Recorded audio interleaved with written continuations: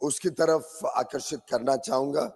बहुत ही दुर्भाग्यपूर्ण और आपत्तिजनक एक वक्तव्य प्रिंसिपल ऑपोजिशन पार्टी कांग्रेस के बड़े वरिष्ठ नेता, जो कोई साधारण कार्यकर्ता नहीं है लेकिन एक कांग्रेस के उप मुख्यमंत्री के भाई हैं और मेंबर ऑफ पार्लियामेंट भी है, संसद सदस्य भी। What is your point?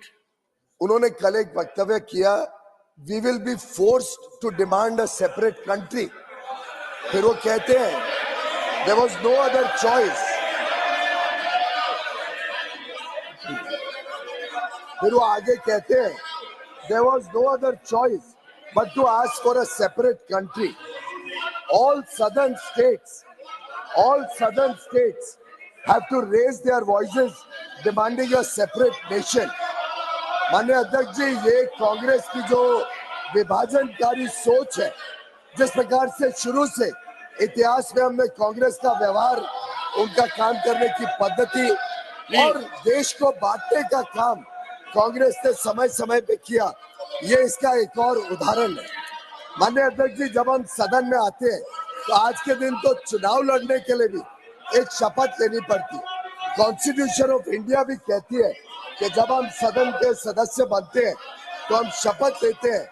I solemnly affirm और I swear in the name of God that I will bear true faith and allegiance to the Constitution of India as by law established, that I will uphold the sovereignty and integrity of India and faithfully discharge the duty upon which I am doing. माननीय अध्यक्ष जी, अब ये छोटी मोटी घटना के रूप में हम इसको नजरअंदाज नहीं कर सकते। मैं समझता हूँ ये देश को बांटने की सोच है। जिस प्रकार से देश के संविधान के ऊपर ये आहत है, देश के संविधान का अपमान है, जिस प्रकार से देश की एकता और अखंडता के ऊपर ये अपमान किया गया। हम जब शपथ लेते हैं तो देश की सॉवरेनिटी, देश की इंटेग्रिटी, ये सर्वप्रिय होती है, सर्वप्रथम रहती है। और माननीय अध्यक्ष जी, किस दिन उठाया जाता है जब माननीय वित्त मंत्री एक देश के सामने विकसित भारत की कल्पना कर रहे हैं, देश के सामने अमृत काल में कैसे देश आगे जाएगा, ये पूरा विश्व कल देख रहा है कि देश किस प्रकार का मैसेज पूरे विश्व में लेके जा रहा है। उसी दिन ऐसी विभाजनकारी सोच, देश को तोड़ने वाली सोच, मैं समझता हूँ कांग्रेस के अध्यक्ष ने इस पर स्पष्टीकरण करना चाहिए। क्या ये कांग्रेस पार्टी इस वक्तव्य के साथ अपने आप को जोड़ती है? क्या कांग्रेस की सोच में देश की एकता और अखंडता या देश का संविधान कोई मायने रखता है कि नहीं? क्या वो देश को उत्तर और दक्षिण भारत में बांटना चाहते हैं? ये कांग्रेस की सोच के बारे में मैं डिमांड करता हूं कि कांग्रेस के अध्यक्ष संसद में और पूरे देश के सामने स्पष्टीकरण करें। ये विभाजनकारी सोच कांग्रेस की कदापि भी देश स्वीकार नहीं करेगा। मैं घोर निंदा करता हूं कांग्रेस पार्टी के नेताओं की, उनकी सोच की, और माफी मांगता हूं कि कांग्रेस पार्टी माफी मांगे इस वक्तव्य के लिए और स्पष्टीकरण करके उनके सदस्य से भी ये स्पष्टीकरण आए कि देश की एकता और अखंडता के लिए जो हमने शपथ ली है वो उससे सहमत है या नहीं, भारत के संविधान में वो विश्वास रखते हैं या नहीं रखते, और उनके कांग्रेस की पार्टी की स्पष्ट नीति क्या है वो देश के सामने आनी चाहिए। Leader of the opposition, please take the leader of the opposition. Honourable members, sir LOP sir, पूरी बात सुन के तब दीजिएगा। 1 second sir, honourable leader of the opposition. Sir, ये इस वक्तव्य के बारे में मैं इतना ही कहूंगा कि वो इस सदन के सदस्य नहीं है। इस सदन के सदस्य जो नहीं होते वो लोअर हाउस के यानी लोकसभा के सदस्य हैं। रूल्स में ऐसा कोई नहीं है कि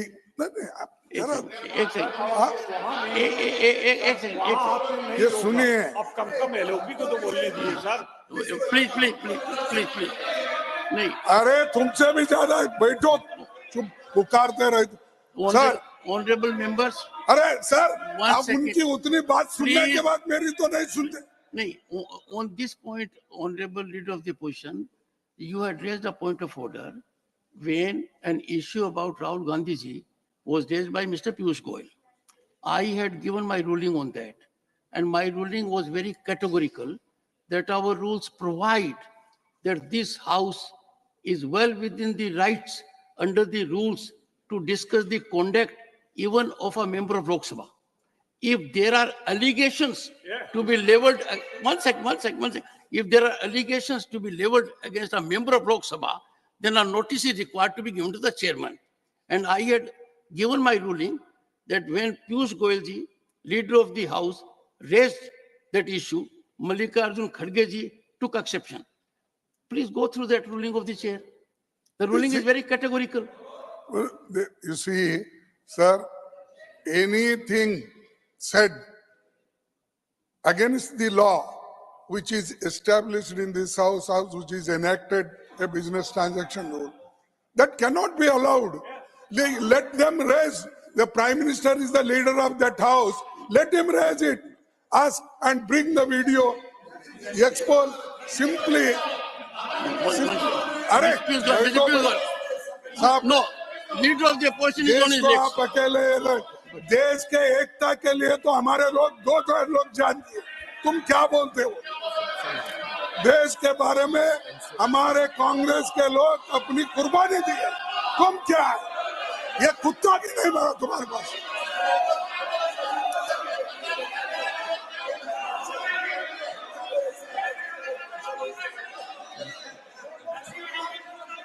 Honorable members, please take your seats. Honorable members, please take your seat. Take your seat. Take it. One second.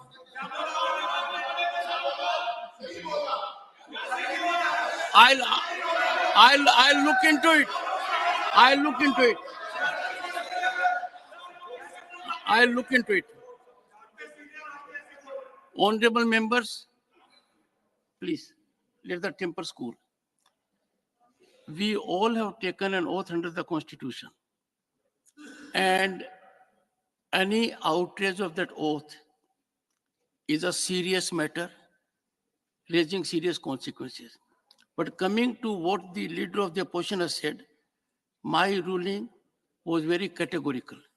I had taken recourse to the rules. The rules of this House provide that if an issue regarding a member of the other House is to be raised here, that can be done. But if allegation is leveled against that particular member, then notice is required to be given to the chair. Now, in that specific case, when the honorable member of the Lok Sabha and leader of the Congress party had made observations outside the country, I had held twofold. One, his conduct can be debated, discussed, deliberated in this House. And secondly, after going through the record, forcing leader of the House to put everything on the table of the House, I had concluded that leader of the House had only quoted the observations imparted by leader of the Congress party outside the country. And that was my ruling. That I decided very categorically. From that perspective, Khadgeji's observation that the gentleman who happens to be member of the Lok Sabha and who, according to the leader of the House, has made an observation, which I think is unprecedented, too severe to be countenanced, contrary to the oath, contrary to the spirit and essence of Constitution. I am sure the entire House will be one. And it is for all of us in togetherness to see that such kind of tendencies do not get into a groove. They need to be nipped in the bud. I am on that point. So if you are taking, Honorable Leader of Opposition, a technical plea, that has been determined by the House. Please. Only Leader of the Opposition, please. Only Leader of the Opposition. Everyone will observe silence. देखिए sir, This is a very, very serious matter. Please. Sir, Please, sir. तो मैं 2 ही शब्द बोला कि एक तो सदस्य नहीं है, दूसरा उन्होंने, मैं सुना कि आज के टीवी में कि उन्होंने कहा मैं ये नहीं किया हूं। अगर किया है तो प्रिविलेज को वहां पर भेजने दो, वो करने दो।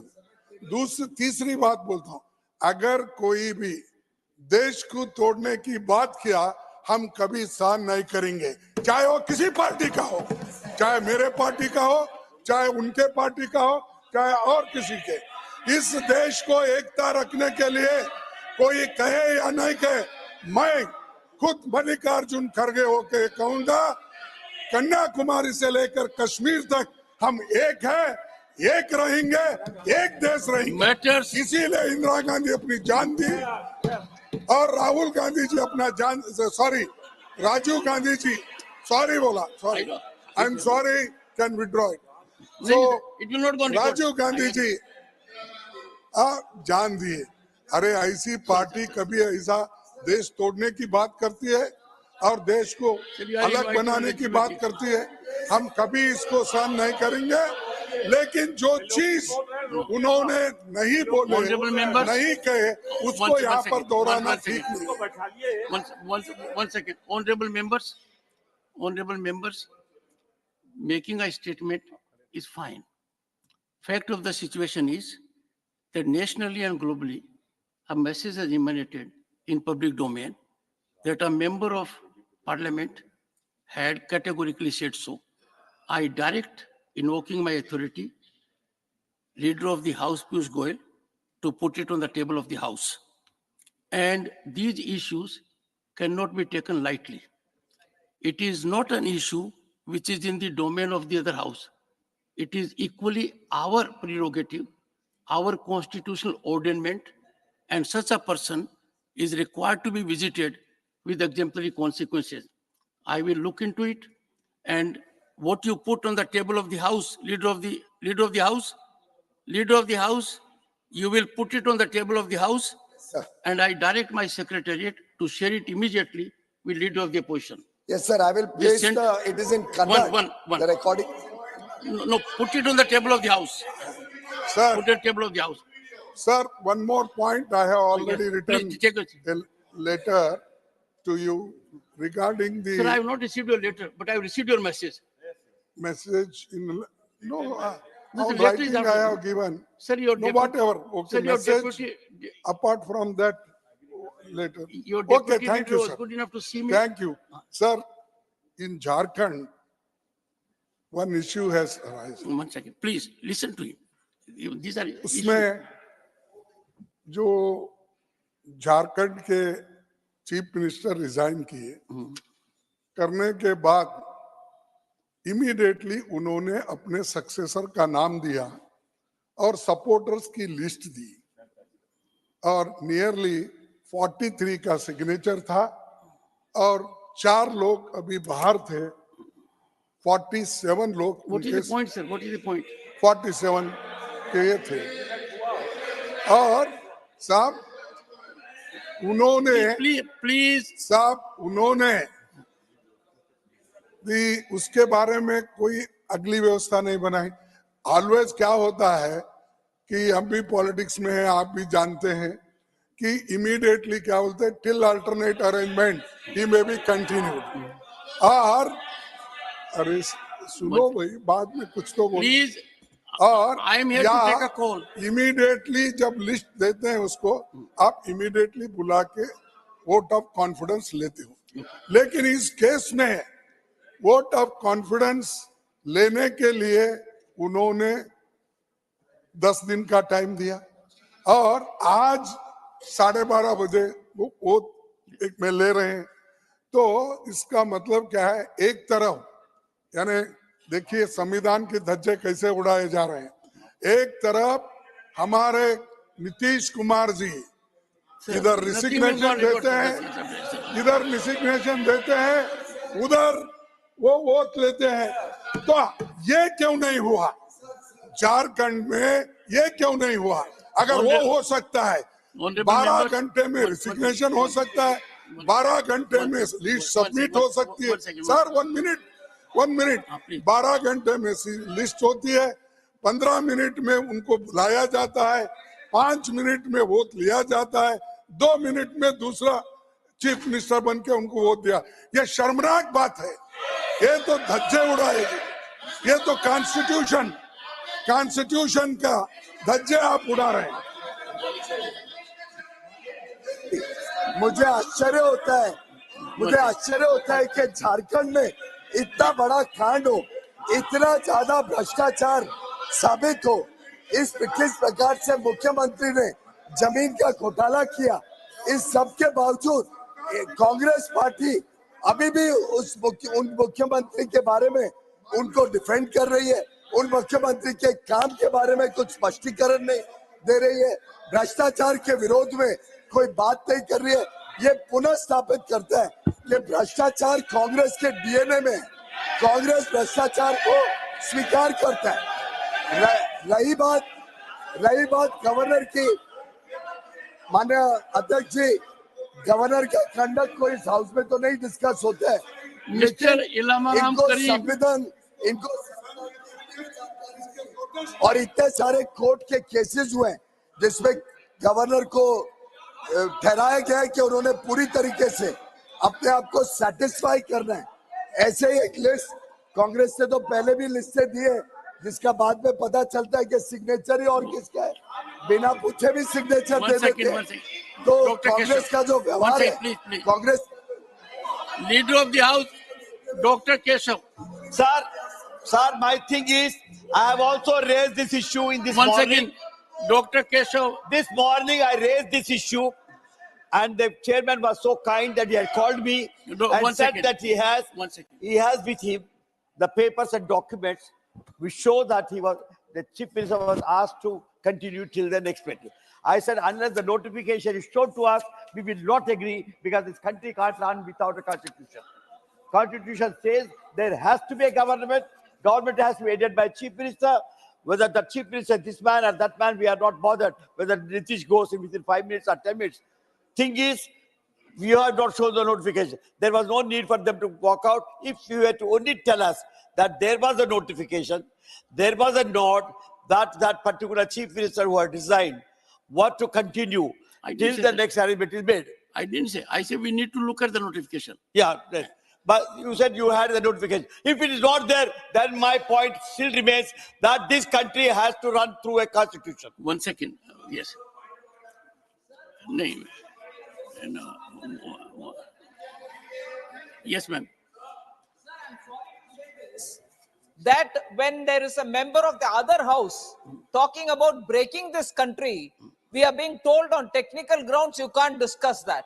But we are happily discussing the conduct of a governor who knows his position, and the walkout is in favor of the corruption.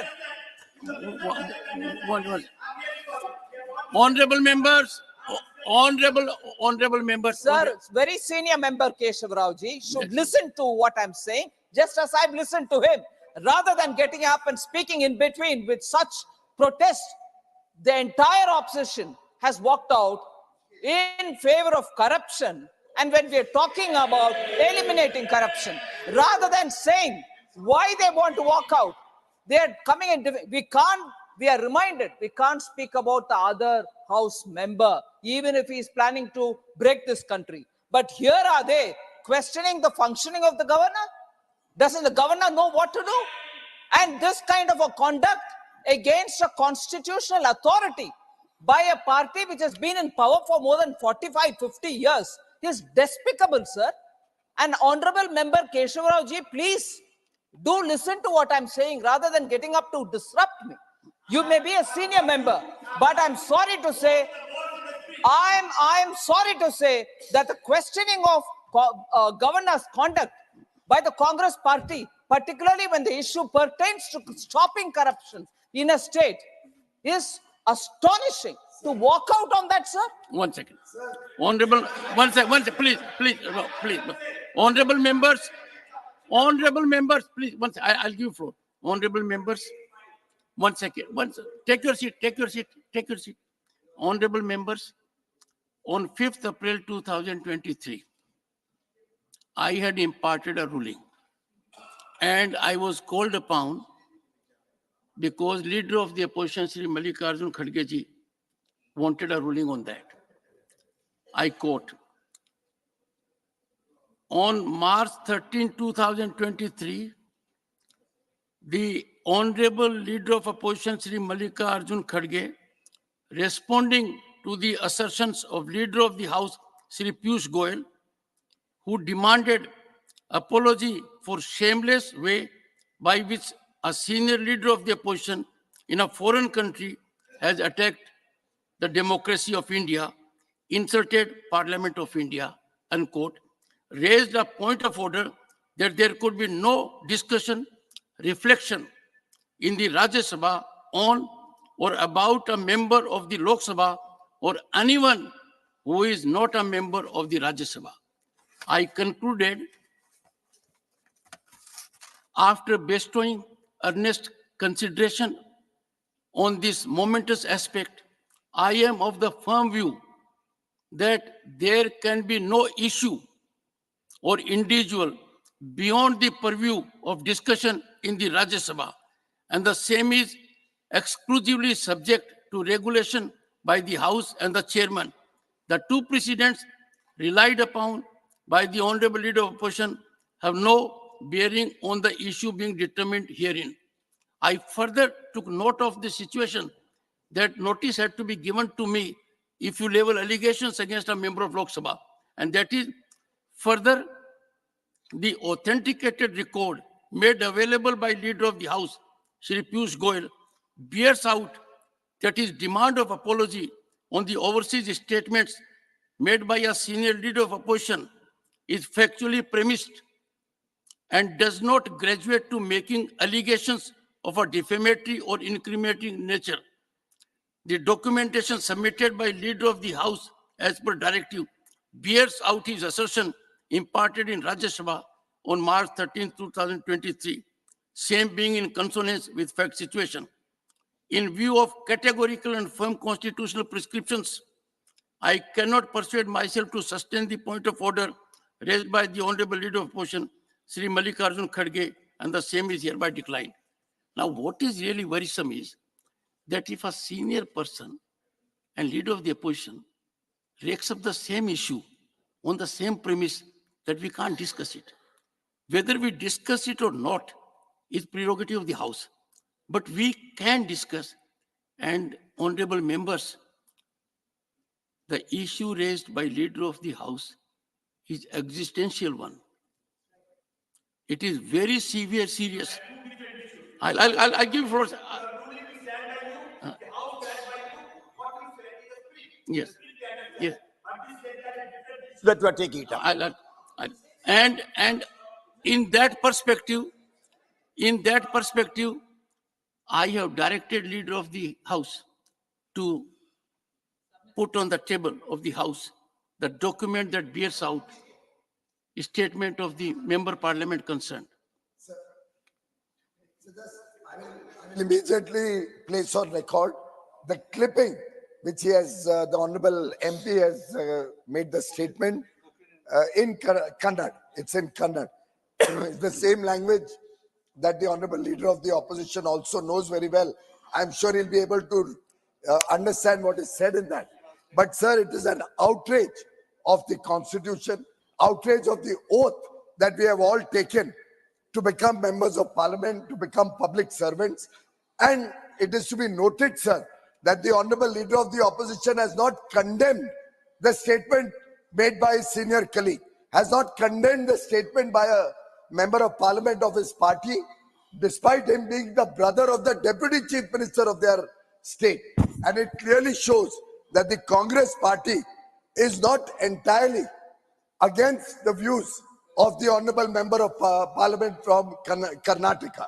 In some sense, it is important that the Honorable Leader of the Opposition, who is also the leader of the Congress party, the president of the Congress party, should not only apologize to the nation, but should condemn his Member of Parliament's views, apologize to the people of India. 140 crore people today are feeling outraged by the comments, the divisionary thinking of the Congress party.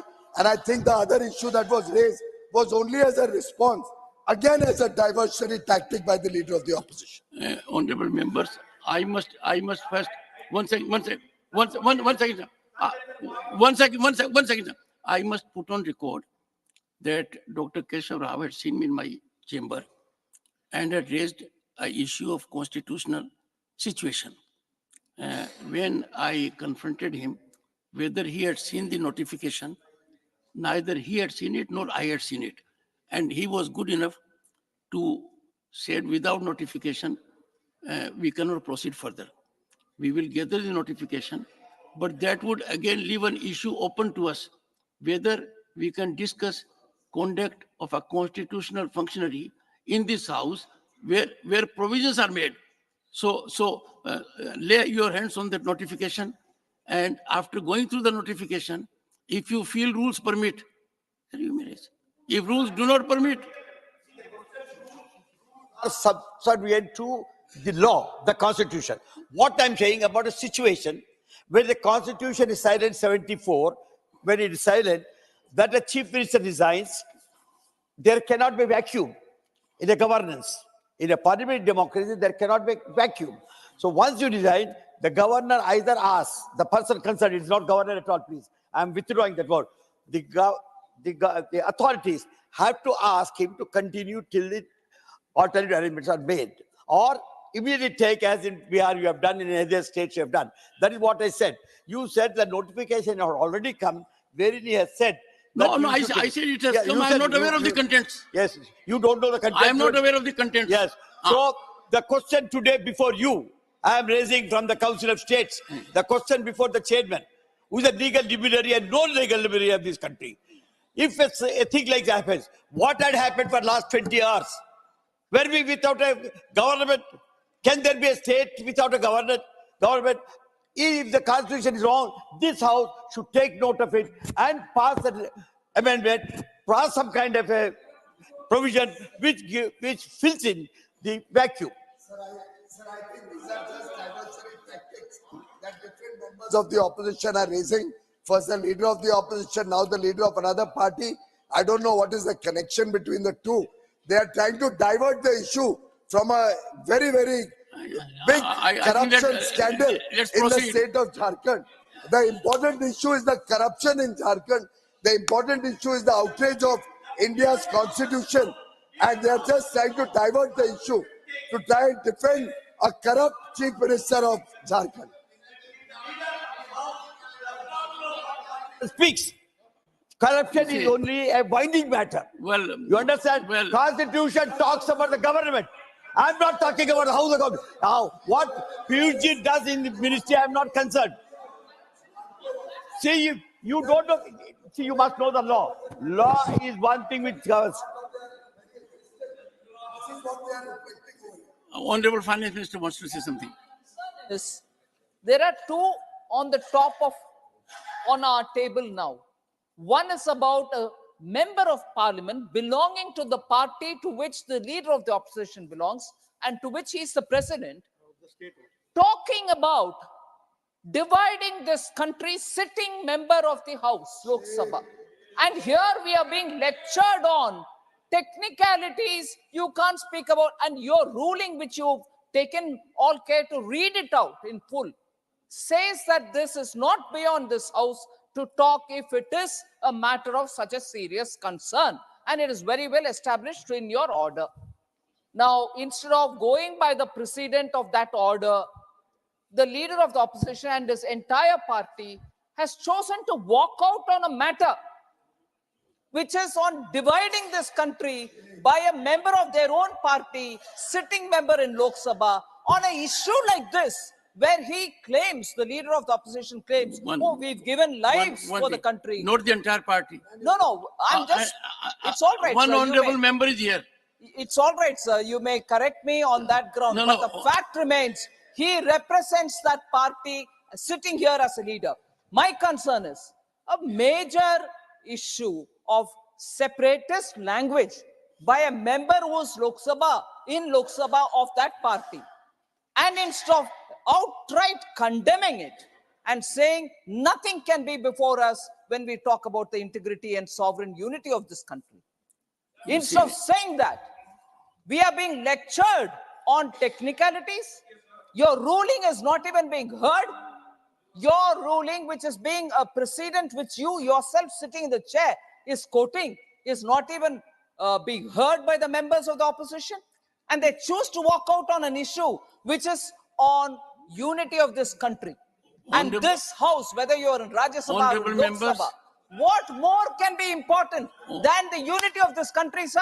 At that time, we have a learned senior member from another party in the opposition talking to us about the role of the honorable members. This is diversionary. This is diversionary. We need to address this question of whether this country can be divided, even as a wishful thinking Honorable by a member in the members, Lok Sabha. we Can any represent- member here talk of anything else more important than that?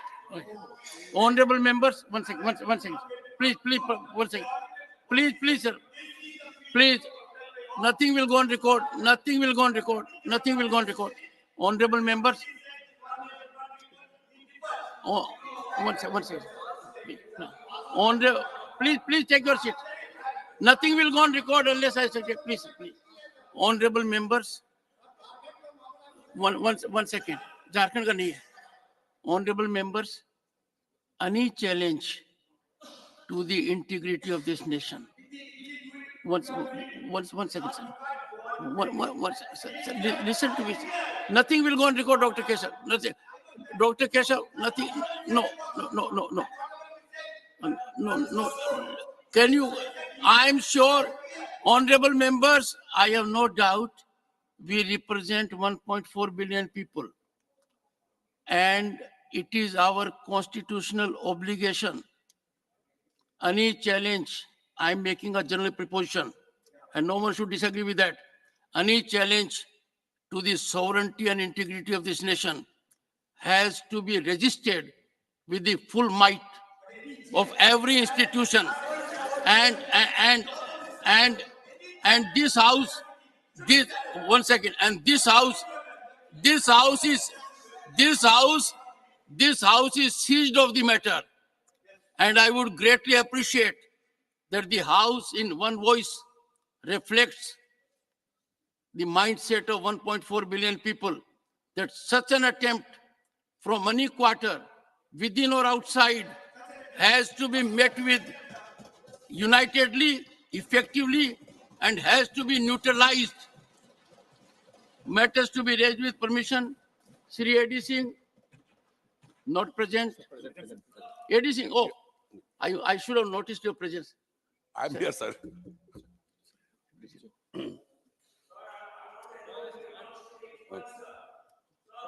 India is the third. Can I start or will he speak? He has a point of order. 1 second. You are raising point of order under which rule? 8 sub point 5, sir. 230? Rule 238.5. A member, while speaking, shall not reflect upon the conduct of persons in high authority unless the discussion is based on a substantive motion drawn in proper terms.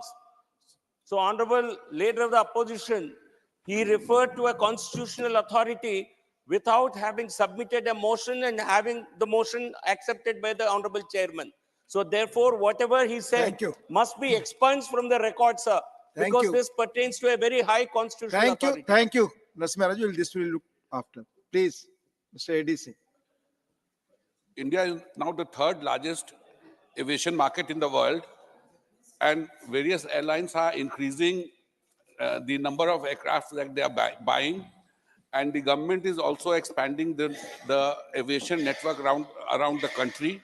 But unfortunately, with the kind of planes that the Indian aviation industry has ordered, correspondingly, we don't have that much of pilots who can do their job, because there's a lack of availability of pilot, and particularly for that Cat 3 where landing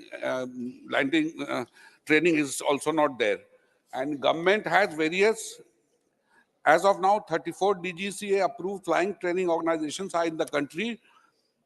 Some training centers operate simulators. Private flying academies are also getting licensed. Airlines are also going ahead with their own training program, but all this is not sufficient. The training facilities in India is grossly inadequate. There is an urgent need for more pilot training in flying institutes. DGCA should play a decisive role to coordinate flying training organization, pilot training in airlines and various examinations, etc., connected with the training of pilot. I urge the government to take urgent steps so that there is no shortage of pilots in the country in the future. Thank you. Thank you, Mani Sri A.D. Singh ji. Mani Sri Rajiv Shukla ji need to address alarming rise in student suicides in the country. धन्यवाद सभापति जी। मैं एक अति महत्व के प्रश्न पर आज सदन में बोलने के लिए खड़ा हुआ हूं। जिस तरह से छात्रों की आत्महत्या हो रही है, जिस तरह से कोटा अन्य जगहों पे छात्र आत्महत्या कर रहे हैं, वो एक गंभीर विषय है और इसमें पूरे समाज को सोचने की बात है। किसी सरकार को दोष देने की बात नहीं, राज्य सरकारों को दोष देने की बात नहीं। ये एक बड़ी विकराल समस्या खड़ी हुई है। 35,000 छात्रों ने सुसाइड कर लिया क्योंकि कोई फेल हो गया, अगर किसी एग्जाम में कोई अगर जो है उस तरह से मार्क्स नहीं ला पा रहा है, तो ये एक बड़ा गंभीर विषय है और मैं इस पे चाहूंगा कि पूरे समाज को इस तरफ ध्यान दें। अभी प्रधानमंत्री जी का जो संबोधन उस दिन था परीक्षा पे चर्चा, उसमें भी उन्होंने इस बात का जिक्र किया कि माता पिता जो बहुत दबाव डाल देते हैं छात्र पे, उससे भी छात्रों के अंदर बहुत बड़ा जो है संकट, उनका मानसिक संकट पैदा हो जाता है।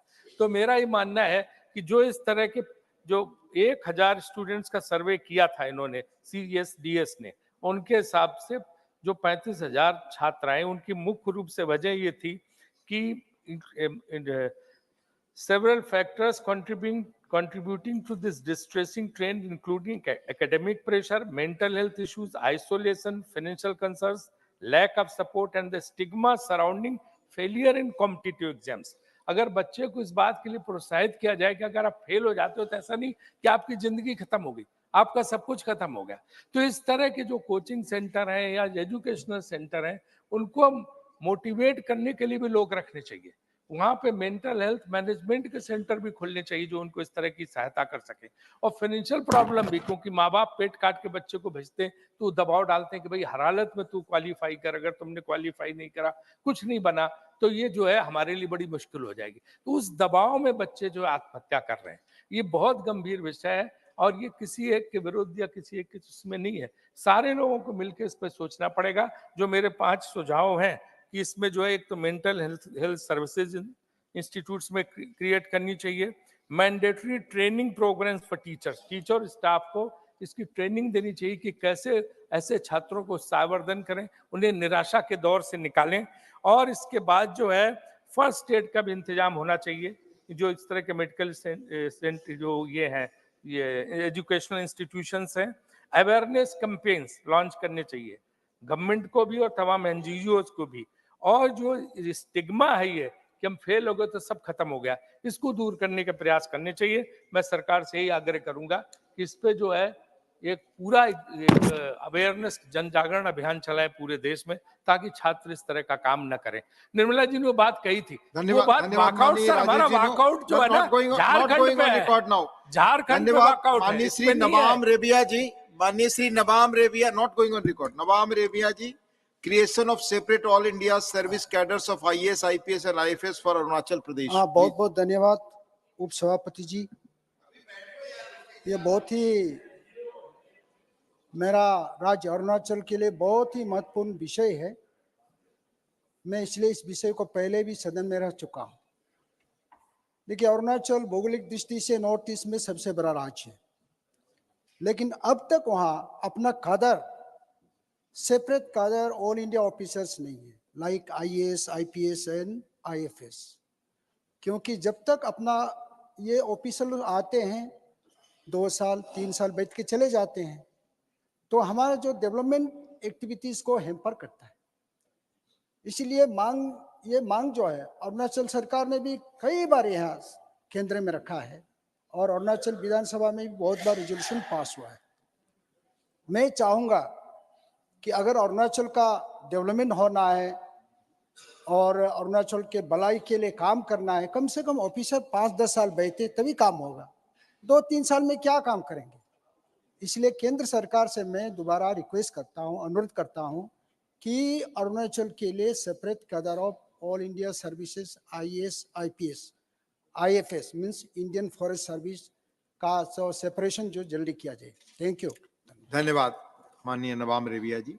Dr. Ashok Kumar Mittal ji, demand for amendments oblique simplification of provisions with respect to FIR, arrest and bail.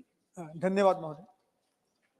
मैं आज सदन में और सरकार के समक्ष एक ऐसा मुद्दा रखना चाहूंगा जो कानूनी है लेकिन उसका प्रभाव पूरे समाज पर पड़ता है. हमारी महामहिम राष्ट्रपति जी ने अपनी बजट स्पीच के दौरान बात कही जस्टिस फर्स्ट, और जो देश में नए क्रिमिनल लॉज आ रहे हैं उसके बारे में भी कहा. लेकिन हमारे देश में जो अंडर ट्रायल्स हैं, जब उनकी हम परिस्थिति देखते हैं तो मुझे लगता है कि उन्हें न्याय नहीं मिल रहा है. हमारे क्रिमिनल लॉज में एफआईआर, अरेस्ट और बेल के प्रोविजंस में क्लैरिटी ना होने के कारण यह पुलिस प्रशासन के लिए एक कमाई का माध्यम बन गया है. और बहुत सारे केस भी सामने आए हैं जहां माइनर ऑफेंसेस के लिए लोगों को जेल में डाल दिया जाता है, जो कि हमारे संविधान के आर्टिकल 14 और आर्टिकल 21 का स्पष्ट उल्लंघन है.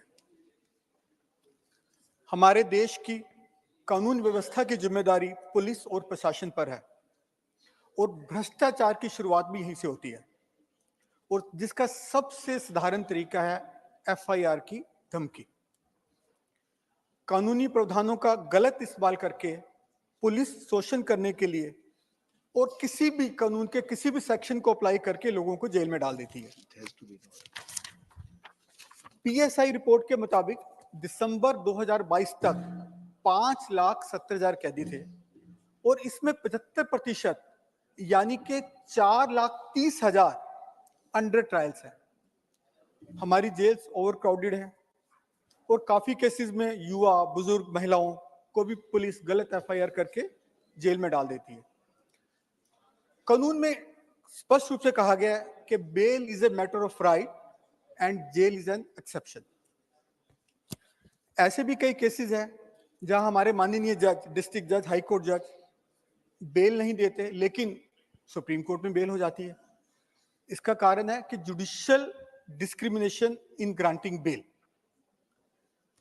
जिसमें हर जज अपने विवेक के हिसाब से बेल की कंडीशन निर्धारित करता है. मैं एक इंटरेस्टिंग केस लाना चाहूंगा सदन के सामने. मध्य प्रदेश हाई कोर्ट ने बेल देते वक्त यह कंडीशन लगाई कि विक्टिम जो मुजरिम है वो 25,000 रुपए का एलईडी टीवी किसी हॉस्पिटल को दान देगा. एक अन्य केस में यह कहा गया कि मुजरिम 2 महीना तक सोशल मीडिया का प्रयोग नहीं करेगा. मैं सरकार को बधाई देना चाहूंगा कि उन्होंने ब्रिटिश काल के क्रिमिनल लॉज को रिपील किया और भारतीय न्याय संहिता, भारतीय न्याय सुरक्षा संहिता और भारतीय साक्ष्य अधिनियम लाए, जिसमें एफआईआर, बेल और अरेस्ट के प्रावधानों में conclude. Time is over. Please. थोड़ी सी क्लैरिटी दी गई. माननीय श्री अब्दुल वहाब, माननीय Shri Abdul Wahab. Thank you. Mr. A. Rahim is associating concern over various problems faced by railway passengers in Kerala. Yeah, this one, Kerala, as usual, we are no special zone and all, and we are facing big difficulties, passengers. They are crowded all the railway stations, and hence, Keralites are the most respected and responsible passengers for Indian Railways, less defaulters or non-ticket travelers. 99% Keralites are traveling with tickets. And I request our ministry to go specifically 1 or 2 items. Nilambur is the station where the railway ends, and it is started by British not for the development of Malabar or Kerala. It is developed to get forces to suppress the rebellion sort of against British and take out the teak, Nilambur teak from there to UK. That is why they started. But now, after independence, it is a good, this one, Nilambur, Shornur, and connecting from there to different places. It's happening. And Nilambur is now the Amrud railway station, also Honorable Minister included. Work is going on. The problem is the speed and the electric connection and all. So I request our minister to look into that one. And the long pending, this one, Batheri, Nanjangod, Nilambur, to Bangalore. There is an easy road so that Keralites can at least 150 kilometers can be saved. So Nilambur, Nanjangud, this one projects and all that is already done PPR, and I wish the next this one minister will be looking at that one. And General Manager of Southern Railway agreed this one AC coaches from Nilambur to Ernakulam, Kottayam. So far not there. Memo trains, it is not there. And it is very difficult for us to travel. So I request our government of India through you that immediate action should be taken for Nilambur, Shornur, Cochin and the Kottayam routes. So already we got a Rajarani Express from Nilambur to Kochuveli, but it's very difficult for the cancer patients, those who are going for all 90% cancer patients to Trivandrum, RCC. But the train stops at Kochuveli. And again from there to Trivandrum, these auto rickshaw drivers, taxis, they were filling the people, all the 300 rupees, 400 rupees for the 5 kilometers. So I request through you to not extend, to make this Nilambur Rajarani Express to Trivandrum Central. That is our most important this one for. Thank you very much. Thank you, Mani Abdul Wahab ji. Honorable Sri M. Sanmugam, need to construct laying overland bridge between Dhanuskoti, Tamil Nadu and Talaimanar in Sri Lanka. Sir, for the last 2 centuries, his name is efforts with are being associate. made He is to associated. provide sea communication Yes. between Sri Lanka and the Indian mainland, and many surveys It's and already- projects were prepared. Recently also Sedu Samudram Canal project that would connect the Gulf Manor and the Palk Strait was conceived, and all feasibility reports were prepared, and dredging work was also started during UPA regime. Unfortunately, the BJP government came to power, it was discontinued, and ultimately it was abandoned.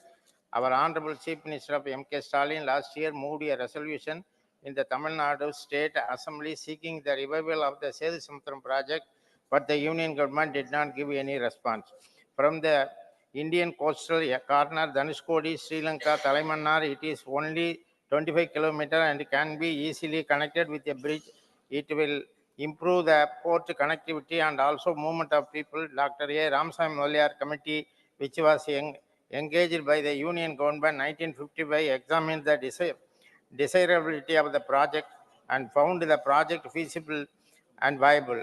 However, it strongly recommended an overland passage instead of channel cutting through the sea.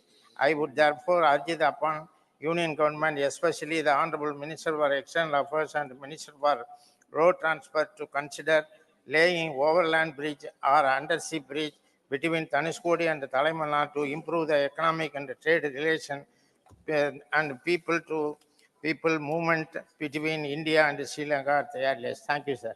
Thank you. Manya Srimati Priyanka Chaturvedi ji, need to include HPV vaccines in the universal immunization program UIP. Sir, thank you so much for this time, for this important topic to be discussed. पर sir उससे पहले मैं 30 second लेना चाहूंगी जो आज सवेरे chairman की तरफ से रूलिंग आई कि अगर लोकसभा में कोई कुछ कमेंट करता है, you are speaking on the subject. No, but sir, this is not going on record. I will अगर आप subject पे नहीं बोलेंगे, I will proceed sir, further. please listen to me. I am not sir, allowing. Listen to me. The chair is not allowing. It has nothing to do with the allegations, You have to speak on the Sir, subject. it has nothing to do with the allegations, sir. Priyanka ji, you All have I to want speak to on the know, subject. I want to Otherwise, know I am if a calling sitting other minister person. makes allegations Sri against a Kiran member of Rajesh Kumar. parliament in the Time is over. Question out. Sri Kiran. Time is over. Question out. Honorable Chairman, sir, today I rise to bring to our notice. Question or nothing is going on record, madam. Question or Honorable Sri Deepak Prakash ji, Mani Sri Deepak Prakash, question. Mani Mantri ji.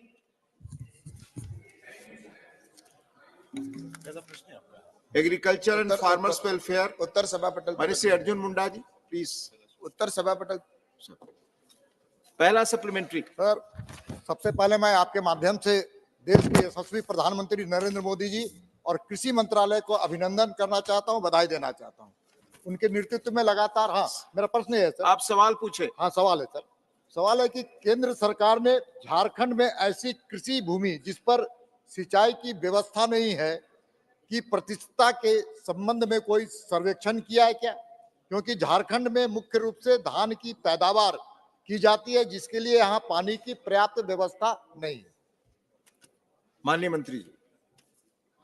माननीय उपसभापति महोदय जी, जैसा कि झारखंड और पूरे देश की हमारे प्रधानमंत्री जी चिंता करते हैं कि उसके सिंचाई के क्षेत्र में किस तरह से आगे बढ़ा जाए, और मुझे बताते हुए खुशी है कि 2016 के अंदर एक स्कीम बनाई गई जिसके अंदर 3 मंत्रालय, जिसमें कृषि मंत्रालय, जल शक्ति मंत्रालय और ग्रामीण विकास मंत्रालय के द्वारा योजना बनाकर काम प्रारंभ किया गया, जिसमें प्रधानमंत्री कृषि सिंचाई योजना बनाई। और उस योजना के माध्यम से मुझे बताते हुए प्रसन्नता है कि लगातार उसके अंदर काम हुआ और अलग अलग मंत्रालय ने, जैसा कि कृषि मंत्रालय के अंदर पर ड्रॉप मोर क्रॉप पे काम किया गया और हर खेत में पानी जल शक्ति मंत्रालय द्वारा और AIBP योजना के तहत जल शक्ति मंत्रालय और वाटरशेड के द्वारा इस पर काम किया गया। और उसी का परिणाम रहा कि पूरे देश के अंदर लगातार ये जो क्षेत्र है वो क्षेत्रफल भी बढ़ा है, और जिसमें जहां इरिगेटेड अगर खेती की बात करते हैं तो लगभग 77.9 मिलियन हेक्टर एरिया जो है इसके अंदर कवर किया गया है। और झारखंड के अंदर भी इसके अंदर लगातार क्षेत्रफल जो है क्षेत्र बढ़ा है, और मुझे लगता है कि इसके अंदर झारखंड के अंदर भी आने वाले समय में जो कि अभी 1.43 लाख हेक्टर है, जो बढ़कर 2,37,000 हेक्टर हो जाएगा, और इस पे ऊपर सरकार के लगातार प्रयास है। धन्यवाद। दूसरा सप्लीमेंट्री माननीय दीपक प्रकाश जी। धन्यवाद, बहुत बहुत धन्यवाद सम्मानित मंत्री जी। झारखंड को 2015 और 16 और 2018-19 में NDRF से सहायता दी गई थी। उसके बाद राज्य को सहायता क्यों नहीं मिली है, जबकि राज्य में कई जिले सूखे से प्रभावित हैं और जिसके चलते झारखंड आज परेशान दिख रहा है? जी, जब भी अगर कोई सूखा पड़ता है या किसान के आपदा आती है तो उस समय SDRF फंड का प्रावधान किया हुआ है, और सरकार प्रत्येक साल के प्रारंभ में हर स्टेट को स्टेट डिजास्टर फंड के तौर पर उनको फंड उपलब्ध करवाती है। और इसी प्रकार से जब उनके वो फंड पूरा हो जाता है उसके बाद में अगर और आवश्यकता होती है तो नेशनल डिजास्टर फंड की स्टेट डिमांड करता है, और उसके आधार पर नेशनल डिजास्टर फंड के तहत उनको फंड उपलब्ध करवाया जाता है ताकि किसान को उसकी राहत मिल सके। और मैं आपको इसमें कहना चाहता हूं कि झारखंड के अंदर भी जैसा कि नेशनल वहां से प्रदेश के द्वारा समय समय पर स्टेट डिजास्टर फंड दिया गया, और नेशनल डिजास्टर फंड के तौर पर उन्होंने अभी तक हमारे से कोई डिमांड नहीं की। और उसकी वजह से, क्योंकि मुझे ये भी बताना है कि जब 2016 के अंदर 15-16 के अंदर नेशनल डिजास्टर फंड के तौर पर 273 लाख करोड़ रुपए जो थे वह अभी बढ़कर जहां मुझे देखना है कि 637 लाख करोड़ रुपए हो चुके हैं। तो ये भारत सरकार की ओर से लगातार स्टेट डिजास्टर फंड लगातार झारखंड के अंदर भी बढ़ाया गया है, लेकिन राज्य सरकार से हमारे पास में झारखंड से कोई ऐसा प्रपोजल अभी प्राप्त नहीं हुआ है जिसमें उनको नेशनल डिजास्टर फंड की आवश्यकता हो। और स्टेट डिजास्टर फंड की गाइडलाइन है, उस गाइडलाइन को अगर फॉलो करते हैं, जैसा कि उनकी आवश्यकता के मापदंडों को अगर पूरा करते हैं तो उनको तुरंत ही स्टेट डिजास्टर फंड उपलब्ध करवा दिया जाता है। झारखंड की सरकार ने जो बीच में नहीं आया तो उसके जो उनके मापदंड पूरे होने चाहिए थे वो मापदंड पूरे नहीं किए, उसकी वजह से ये स्थिति। धन्यवाद। Question number 2 doctor CM Ramesh. माननीय मंत्री जी। On the table of the House. First supplementary doctor CM Sir, Ramesh. I have gone through the statement of the answer. How the PLI scheme has helped improving the tech capabilities, capacity utilization, and competitiveness in the pharma sector, especially in MSME sector. Honorable Deputy Chairman, sir, there are 2 PLI schemes in the farmer sector which have been introduced by the government, and they have 3 different objectives. One is to boost the domestic manufacturing capacity in pharmaceuticals and drugs. Other is to reduce our import dependence. And third is to encourage product diversification in the pharma sector so that our industry can attain a dominant position in the global landscape. The first PLI scheme, which is aimed at boosting the domestic manufacturing for the KSM, the key starting material, the APIs, as well as the drug intermediates. Regarding this scheme, sir, 48 projects for 33 bulk drugs have been approved with a total committed investment of 3,938.57 crores.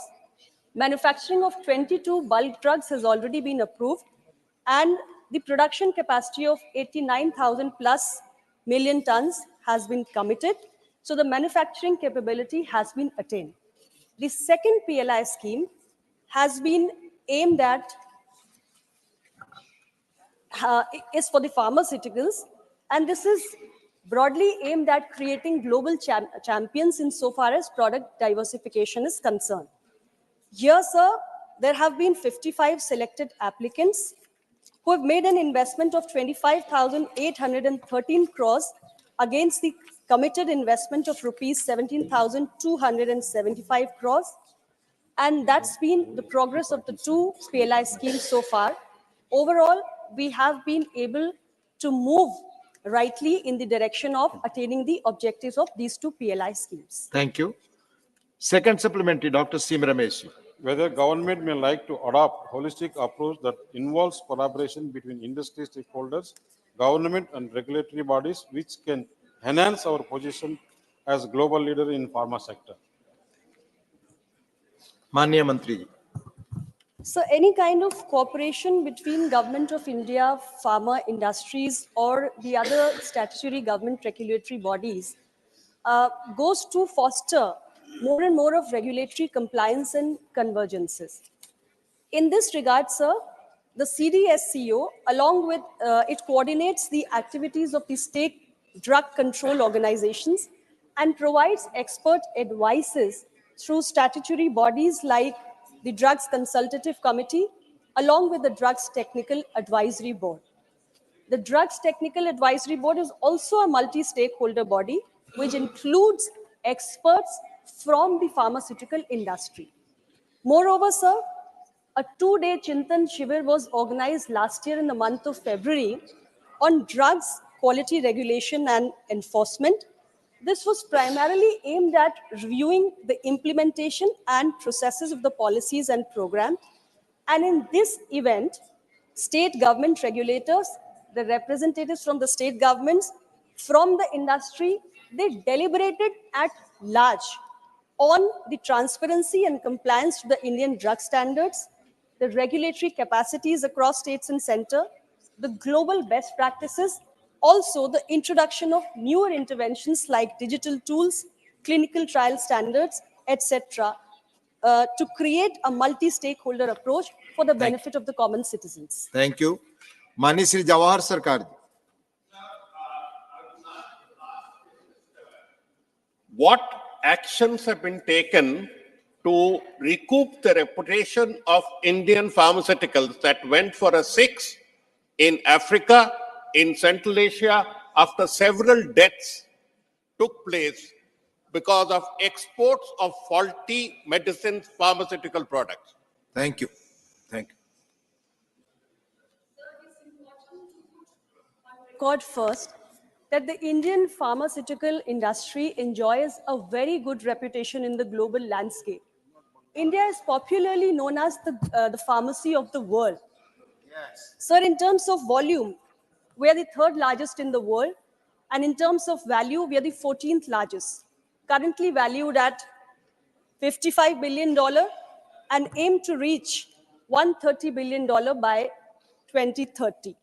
So we enjoy a very good reputation, and especially during the COVID-19 pandemic, sir, our industry, despite the nationwide lockdown, was able to maintain a steady supply of COVID vaccines and other COVID-related medicines to more than 100 countries across the world under India's very, very unique Vaccine Maitri initiative. Our exports have also been consistently growing, sir, in the past 1 decade. However, I would agree with the honorable members that even if there are some few isolated cases of substandard products, then we need to take some proactive measures, and that Government of India is committed to. This issue actually pertains to the Ministry of Health, sir, and the Ministry of Health has, along with the CDSCO, they take appropriate measures. They have looked into the specific issues also that they have quoted. It is under active examination, but broadly, Government of India is committed to ensuring the safety and quality of medicines. And I again repeat, sir, the brand image of the Indian pharma industry remains intact, which is evident from the fact that our exports are consistently growing. Between April to December 2023, our growth rate has been 8.19%. Thank you. Mani GVL Narsimha Rao. Thank you, sir. First of all, I'd like to congratulate the Honorable Prime Minister and the government for the market access initiative through which several export promotion initiatives have been taken Question for the export of the pharmaceuticals. So my question is whether the remission of duties and taxes on export products, the ROTTEP scheme, this is not in, the pharmaceutical products are not included, as per my knowledge, in the list of eligible products for the ROTTEP scheme. I'd like to ask the minister what is the actual position on this, and whether pharmaceutical products also will be considered for the benefits under ROTTEP scheme. Thank you, sir. Thank you. So we keep reviewing the products which are to be remitted under the ROTTEP scheme. I will collect the necessary details and I will inform the honorable member. Thank you. Mani Kartikeya Sharma ji. Honorable Minister, what is the ministry doing in respect of exploring new markets, especially in the manufacturing? I want to congratulate that you've allowed manufacturing of medicines, especially on the which are rare genetic disorders. Question, There are please. huge market potentials. What is the ministry looking at? How is it looking at those opportunities? It is the constant endeavor of our ministry to not just expand our export presence in the existing markets, but also to keep exploring the new emerging markets. And which is why today the Indian pharma industry has its presence in over 200 destinations. We are trying to make use of our market access initiative particularly, which has a focus country approach. And we are making inroads into the Latin American and Caribbean region, the Asia Pacific region. Right now, we are focusing on certain specific countries under the Latin American region, which is Argentina, Brazil, and Chile, and also in the Africa, in the South Africa, in Nigeria, in Kenya. So we are making these initiatives under the MAI scheme. Apart from that, sir, we have a dedicated EPC, Pharmaxil, which also makes efforts to kind of make inroads into the markets which have an untapped potential. And lately, we have concluded two very important free trade agreements, the SEPA with UAE and the ECTA with Australia. Those are also opportunities available with our exporters in the pharma industry to explore these newer markets. And the other FTAs which we are negotiating, once concluded, will also provide better access to our exporters in the pharma sector. Thank you. Question number 3, Manisri R. Girirajan. Thank you, sir. Honorable Minister, Mani Mantri ji, Dr. Danve Rao Sahab Dada Rao. First supplementary. Thank you, sir. Thank you for reply. Honorable Chairman, the budgetary allocations for Southern Railway, particularly for the railway projects and passenger amenities in Tamil Nadu, are very much wanting for more than 10 years.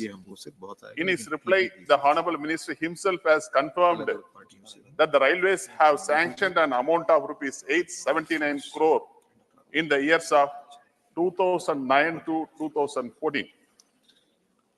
I would like to know from the Honorable Minister the amount allocated to railway projects in Tamil Nadu from 2014 to 2022 and the income generated through passenger and freight traffic and other sources during the last 10 years since 2014, and the steps to be taken by the government to complete several projects, railway projects in Tamil Nadu pending since 2008. And the list of projects actually... Please be brief. Be brief in your question. I'll conclude. List of railway projects still pending. I would like to know the exact status of the long pending railway projects, sir. Thank you. Be brief in question. I expect reply also to be brief. सभापति महोदय, तमिलनाडु के जो राज्य है, rail परियोजनाएं राज्यवार नहीं जोनवार होती है और तमिलनाडु ये जो राज्य है अध्यक्ष महोदय, ये 3 जोन कवर करता है, दक्षिण, दक्षिण मध्य, पश्चिम, दक्षिण पश्चिम, ये 3 जोन में ये कवर करता है। और इस जोन में कवर करते हुए जोनवार ये परियोजना चलती है केवल तमिलनाडु के लिए। लेकिन तमिलनाडु में जो इंफ्रास्ट्रक्चर अभी अध्यक्ष महोदय हो रहा है, 2009 से 14 तक वहाँ पर 879 करोड़ प्रति वर्ष बजट दिया है 9 से 14 तक। लेकिन अब 23 में 2023-24 में 9 से 14 के 7 पट ज़्यादा, मतलब 6080 करोड़ रुपए का बजट अभी तमिलनाडु में दिया है, जो 9 से 14 तक 779 था, जो आज 6080 करोड़ रुपए का बजट वह दिया जा रहा है। और वहाँ की जो परियोजनाएं चल रही है वो अभी नई 3 परियोजना होती है, नई लाइन चल रही है, दोहरीकरण और गेज परिवर्तन चल रही है।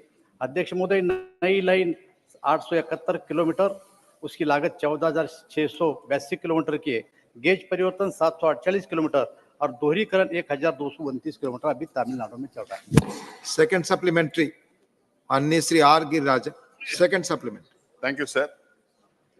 Sir, under the Amrit Bharat Station Scheme, Southern Railway plans to complete the upgradation of 90 railway stations in this year and 15 stations in Chennai region. Sir, there is an urgent need for the 4th terminal in Chennai. There are plenty of vacant lands belonging to railways available around Perambur where the ICF is located. Sir, my question to the Honorable Minister is whether the railways could come forward to utilize the available railway vacant lands around Perambur to establish the much needed 4th railway terminal in Chennai to avoid congestion at Chennai Central and Chennai Egmore. Thank you. माननीय मंत्री जी। अध्यक्ष महोदय, rail विभाग के दृष्टि से तमिलनाडु एक बहुत ही महत्वपूर्ण स्टेट है और लगभग 72 स्टेशन अमृत भारत स्टेशन के अंतर्गत वहाँ लिए गए हैं। और मुझे ऐसा लगता है कि जो खाली पड़ी जमीन है, सबसे बड़ा ICF फैक्ट्री आज तमिलनाडु में है, जो 90 में खुली थी, जब 1000 डिब्बे वहाँ केवल बनते थे। लेकिन 19-20 में हमने वहाँ पर ICF में 4166 डब्बे बनाए, 23 में हम 2700 बनाए और अभी हमारा लक्ष्य 3241 बनाने का। मुझे ऐसा लगता है कि वहाँ पर जितनी जगह है उतना उस जगह का हम पूरा उपयोग कर रहे हैं। धन्यवाद। Doctor M Thambi Durai ji, supplementary. Deputy Chairman, sir, I want to know through Honorable Deputy Chairman, what is the present status of the long pending new railway projects implementing the new railway line between Jolarpet and Bangalore via Krishnagiri and Hosur. Hosur and Krishnagiri is now declared by the central government as defense corridor. Therefore, this line is very, very important. For 35 years, this line discussion going on. I want to know the Honorable Minister, what is the present position of connecting this Krishnagiri, Hosur via Bangalore and Jolarpet? That is the thing. सभापति महोदय, वहाँ पर 4 परियोजनाएं चल रही है। एक मदुरई बुड़ी नायकपुर, रामेश्वरम धनपुड़ी और तिंडी वनम जिंजी तिरुवन्नामलाई, मोरप्पुर धर्मापुर, ये 4 योजनाएं सभापति महोदय वहाँ चल रही है। लेकिन मदुरई बुनीकोडूर ये तो कमीशन हो गई है और 98.53 करोड़ की लागत उसको लगी है। और जो please let him reply please.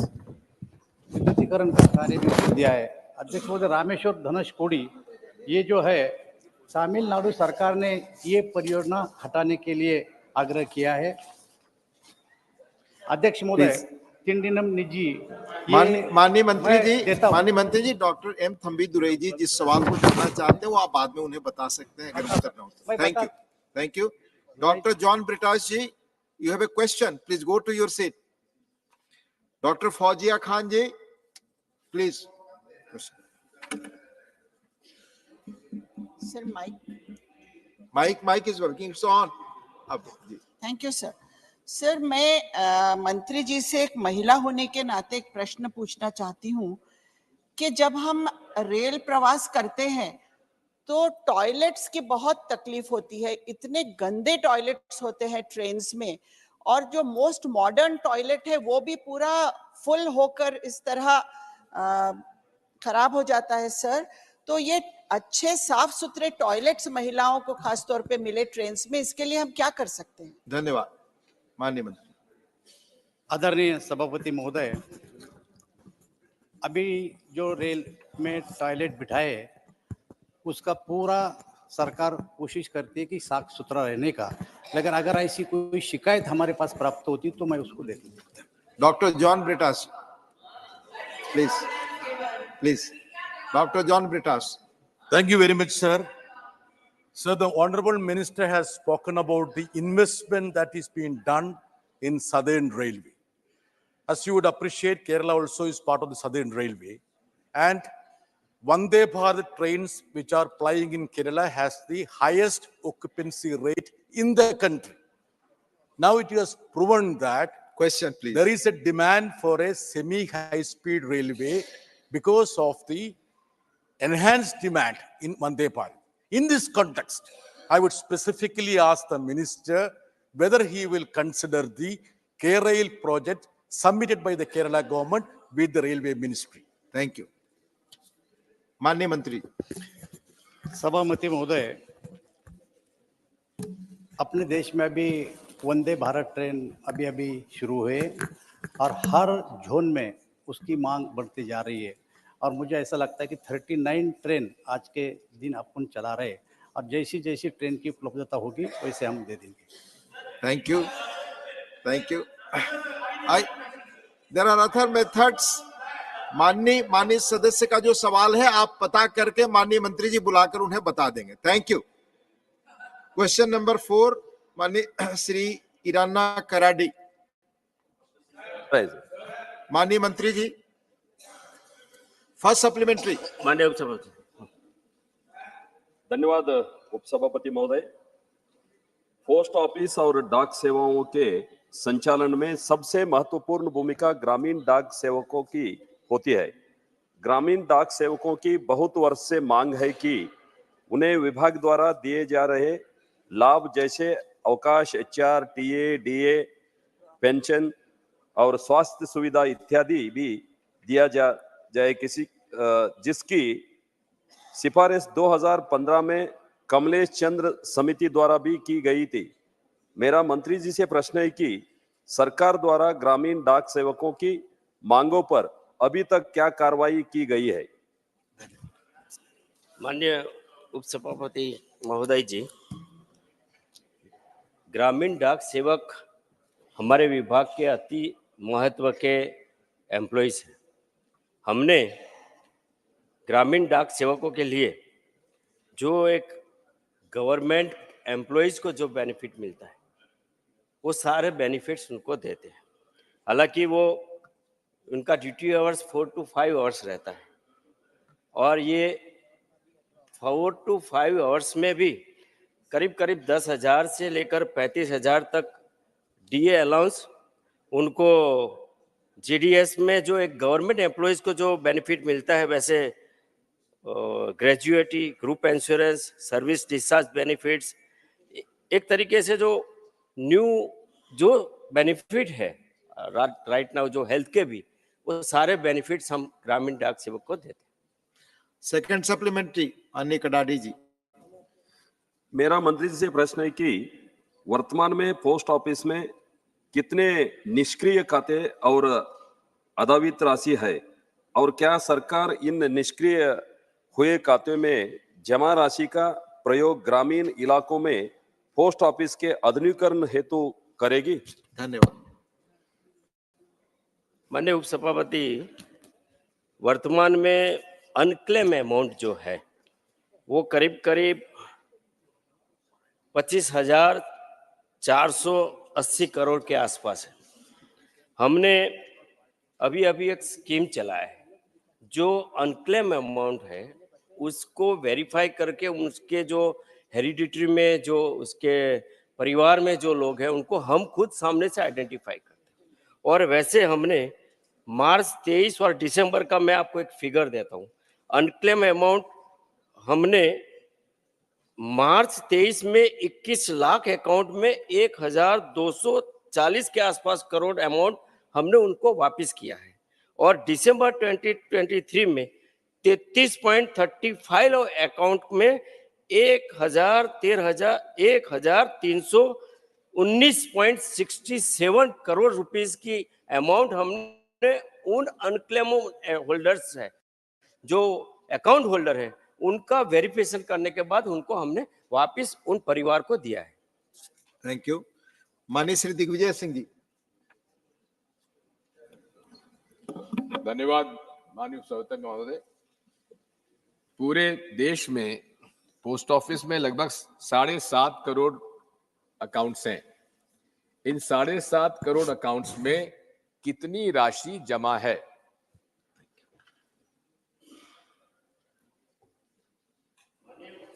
महोदय, हमारे यहाँ टोटल 1,64,000 से अधिक पोस्ट ऑफिस में जो हमारे कुल अकाउंट है उस अकाउंट में अभी तक अलग अलग स्कीम्स में चाहे वो आईपीपीबी के अकाउंट है उसमें 8 करोड़ से अधिक अकाउंट है और उनमें मुझे कहते हुए गर्व महसूस होता है कि 47% ऑफ आईपीपीबी वो वुमन के अकाउंट का है। मैं केवल आपको आईपीपी का बताऊं 30,381 ये केवल आईपीपीबी अकाउंट की बात कर रहा हूं और जो पोस्टल जो अकाउंट है उनमें से हमने 1.43 लाख करोड़ अमाउंट डिपॉजिट है। Thank you. माननीय Sujit Kumar ji. Today, post officers in our country are providing not just postal services, but also many additional services like passport seva, banking facilities, and other citizen-centric services. Sir, I would like to know from the Honorable Minister whether there has been any impact assessment study done to measure the economic impact, particularly economic impact of these new services in the post offices and the adjoining areas in rural India. माननीय मंत्री जी। माननीय उपसभापति महोदय जी, आज पूरे world में largest postal network अगर कहीं है तो वो भारत में। आज हमारे देश में रूरल में 1,49,000 से अधिक पोस्ट ऑफिस रूरल में है और करीब 15,000 से अधिक अर्बन में है। ये पोस्टल नेटवर्क जो है वो सबसे ट्रस्टवर्दी नेटवर्क है।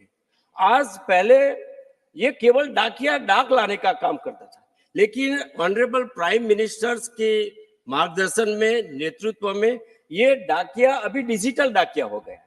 ये डाकिया केवल मेल और पार्सल नहीं देता है, लेकिन आज वो बैंकिंग सर्विस देता है, इंश्योरेंस सर्विस देता है। हर सिटीजन के लिए जो बेनिफिशरीज है उनका जो डायरेक्ट बेनिफिट ट्रांजैक्शन का जो ट्रांजैक्शन होता है वो सारा रूरल में, चाहे वो वुमन का हो, चाहे एग्रीकल्चर के लिए किसान का हो या कोई भी भारत सरकार की सोशल सर्विस की स्कीम हो, वो सारा ट्रांजैक्शन रूरल एंड पे, डोर स्टेप पे अगर कोई चेहरा अगर भारत सरकार का सर्विस देता है तो हमारा पोस्टल विभाग देता है। आज पोस्टल विभाग ने मॉडर्न टेक्नोलॉजी को एक्सेप्ट करके मिनिमम गवर्नमेंट मैक्सिमम गवर्नेंस जो हमारे आदरणीय प्रधानमंत्री जी चाहते हैं वो सारी सर्विस देते हैं। Thank you. Shrimati Seema Dwivedi ji, Shrimati Seema Dwivedi ji, please. Seema Dwivedi ji. माननीय उपसभापति महोदय, मैं धन्यवाद देना चाहती हूँ आदरणीय प्रधानमंत्री जी को और माननीय मंत्री जी को कि संचार प्रणालियों के कार्यान्वयन में डाकघरों की स्थापना में ग्रामीणों की संख्या में अच्छा इजाफा हुआ है और इसका ग्रामीणों को लाभ भी मिलता है। सवाल क्या है? महोदय, मैं आपकी अनुमति से जानना चाहती हूँ कि देश का बड़ा प्रदेश है उत्तर प्रदेश और उत्तर प्रदेश में ग्रामीण डाकघरों की संख्या है 16,055। तो महोदय, मैं आपकी अनुमति से जानना चाहती हूँ कि क्या ग्रामीणों की सुविधा बढ़ाने के लिए इन डाकघरों की स्थापना को बढ़ाने पर सरकार विचार करेगी? हाल ही में हमारी सरकार ने ब्रिक एंड मोटर्स के बेस पे हर एवरी 5 किलोमीटर्स में, और जैसे हिली एरिया हो, डेजर्ट हो या जो फॉरेस्ट एरिया है, उनमें हमारे नॉर्म्स में रिलैक्स देने के बाद एवरी सिटीजन्स को हमने टच करने के लिए हमने एवरी 3 किलोमीटर्स पे नया पोस्ट ऑफिस खुला है।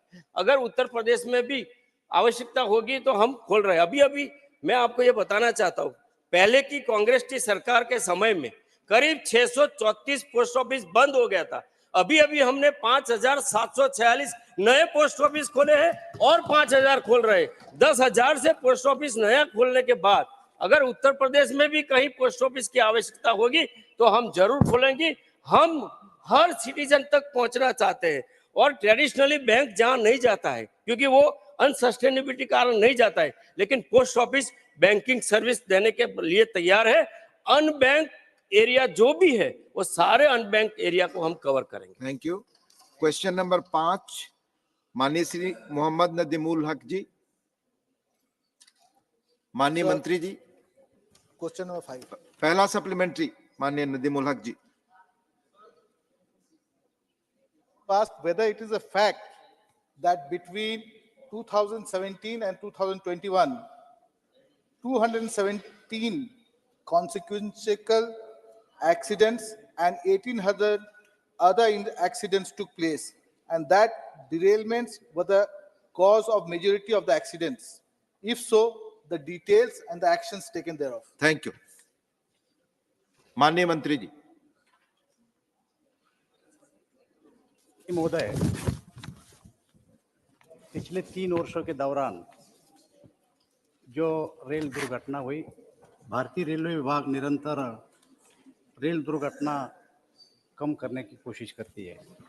22-23 में अध्यक्ष महोदय 105 रेल दुर्घटना हुई और रेल दुर्घटना होने का एक कारण नहीं होता है।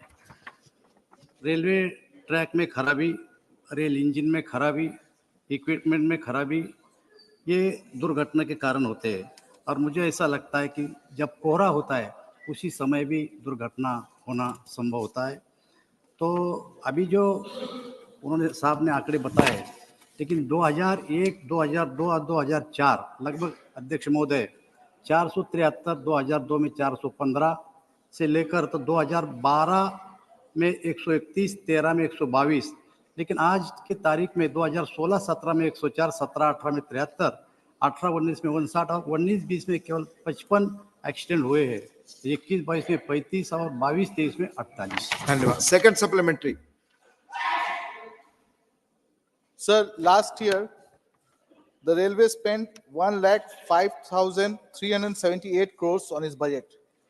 So 65,000 was from government's budgetary support and 40,000 crores from internal revenues. So my question is, how much has been spent on this warning system, that is the Kavach system? Thank you. And how much on the track upgradation? Thank you. माननीय मंत्री जी। सभापति महोदय,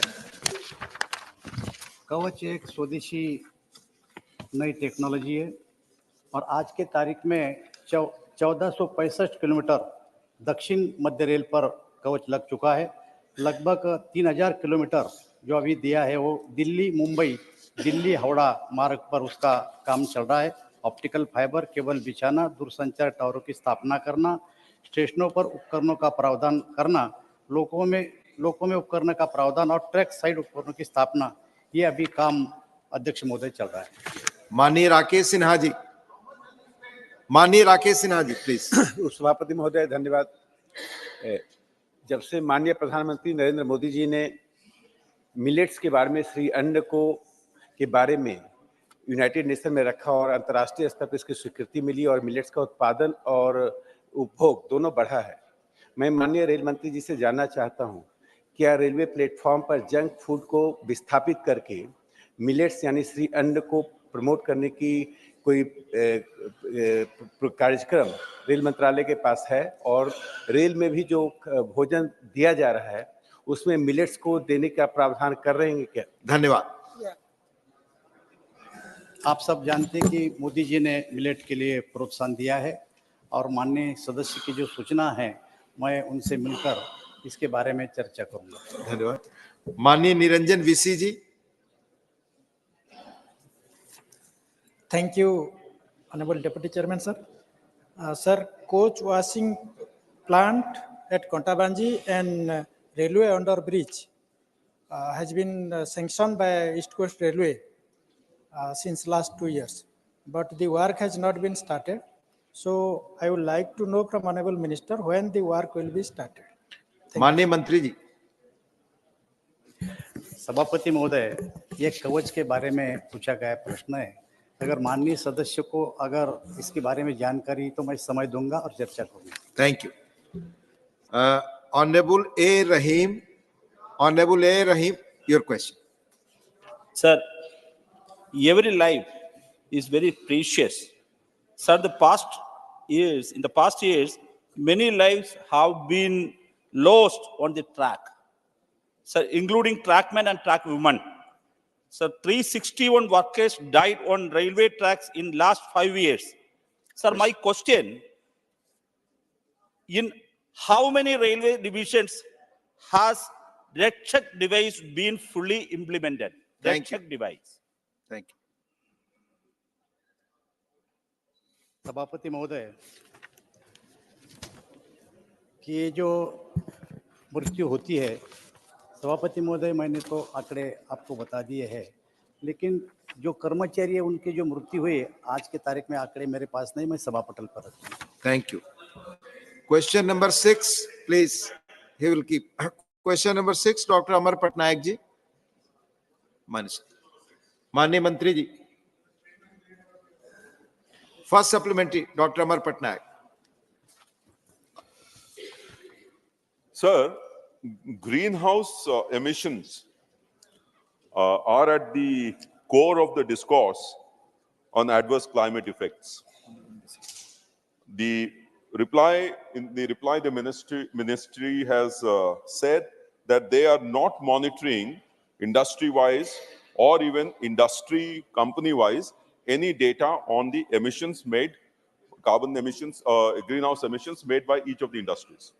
So can I make a suggestion to the Honorable Minister, since the Minister is also here? Please question, Doctor. The question is, the suggestion, which is by way of question, that you could have a portal, just like the Minister of Corporate Affairs has a CSR portal, where companies upload whatever is the greenhouse emissions made by them, which is available to public and other industry competitors, so that a fair amount of environment ecosystem is developed for controlling greenhouse emissions company-wise, because that is what is ultimately going to matter.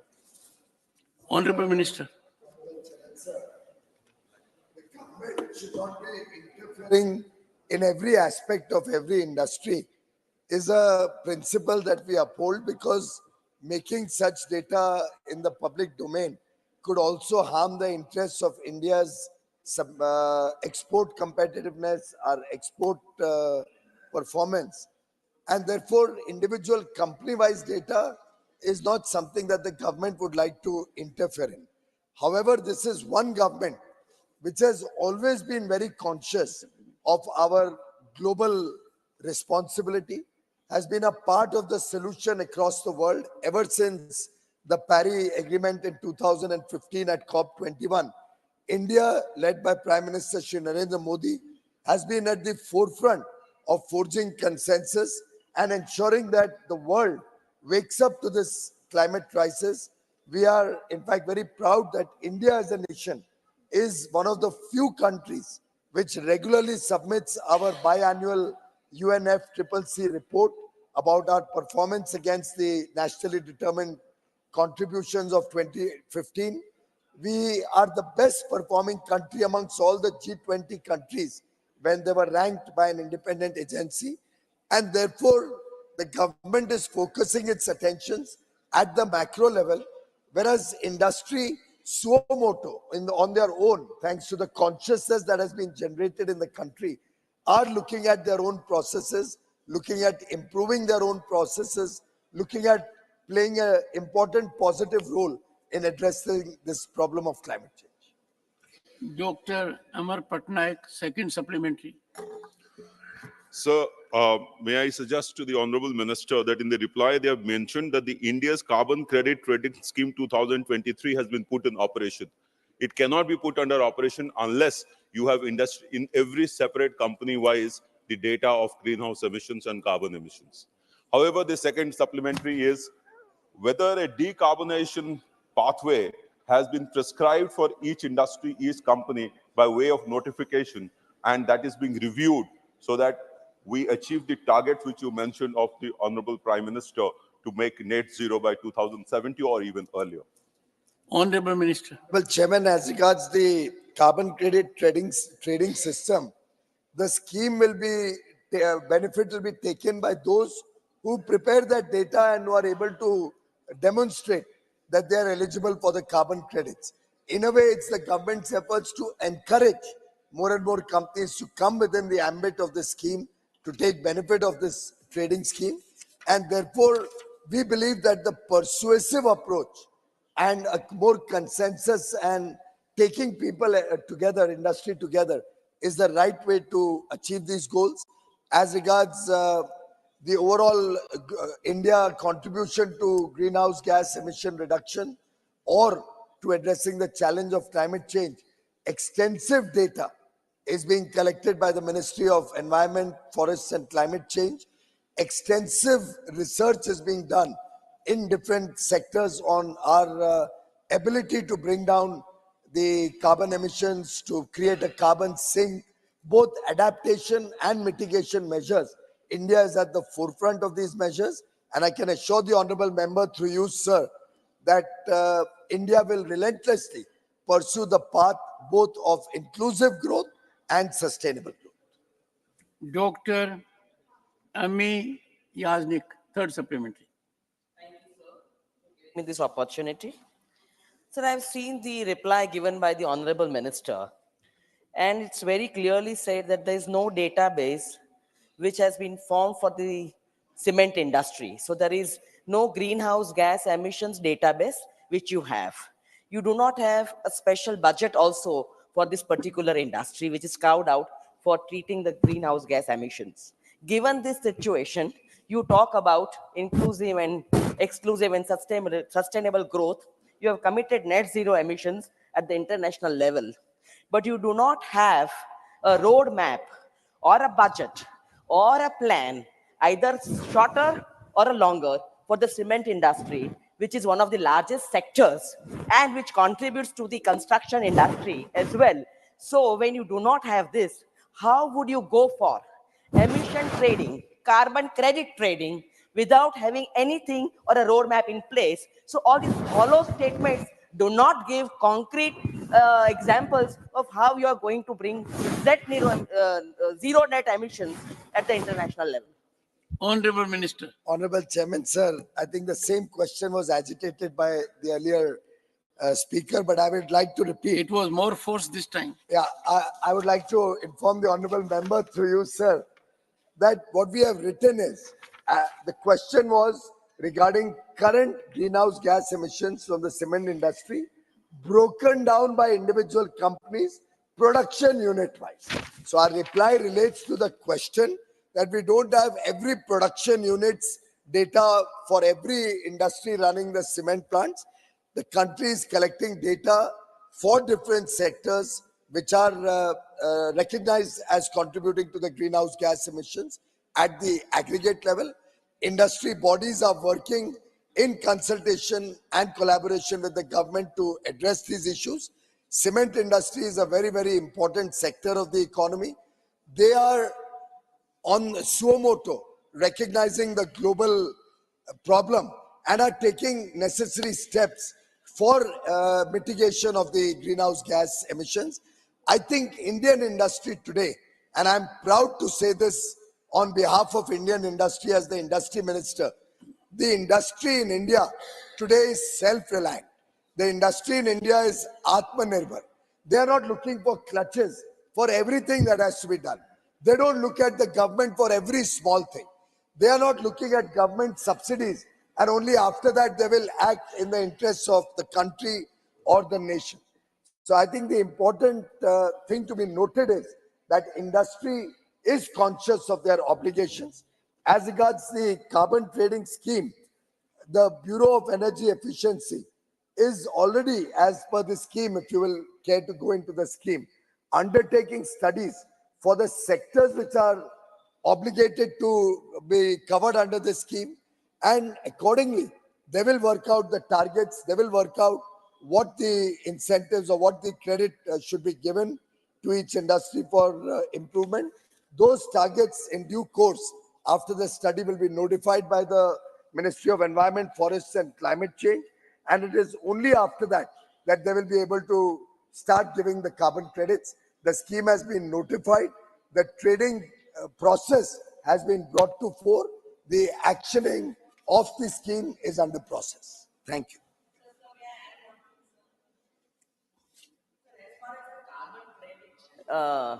Trading, it was already there in place. It's not a new thing that has come. And Gujarat had one of the industries which is topping the list in fluorocarbons. So it is not a new thing. You already have a roadmap. So how are you going to implement it? That is the question. Honorable member, I didn't hear you. What did you say, Gujaratis? Which is already dealing in this emission trading. So it was already there, put by the UPA years, during the UPA years. So there is already a roadmap. You just have to follow it. But I think you are perplexed and puzzled how to go about it. I'd like to, sir, I'd like to. She's appreciating you. I would like to thank the honorable member for having highlighted how the Prime Minister, when he was the Chief Minister of Gujarat, was at the forefront of the fight against climate change. In fact, Honorable Chairman, sir, the important point to be noted is when the world was waking up to the challenge of climate change, Vice President of one of the global superpowers, the world's largest economy, came out with a book called Inconvenient Truth. But Honorable Prime Minister, in response to that, said, as the Chief Minister of Gujarat, that for us in India, we knew this inconvenient truth for generations and centuries, because India consciously respects nature, respects every aspect of nature. He came out with Convenient Action. That was the book Prime Minister Modi wrote. Convenient Action.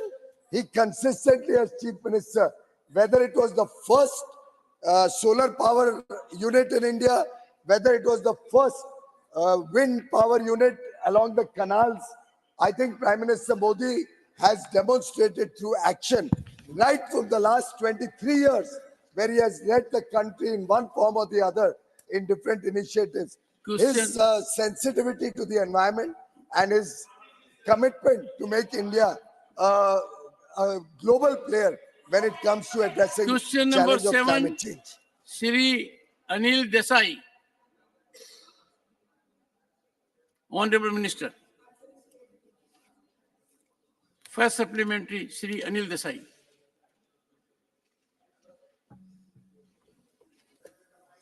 Mike. Yeah. Sir, thank you, Chairman, sir. Honorable Agriculture Minister has given a very elaborate, in fact, I'd asked specific questions, but going beyond the scope of the questions, the answer is very elaborate.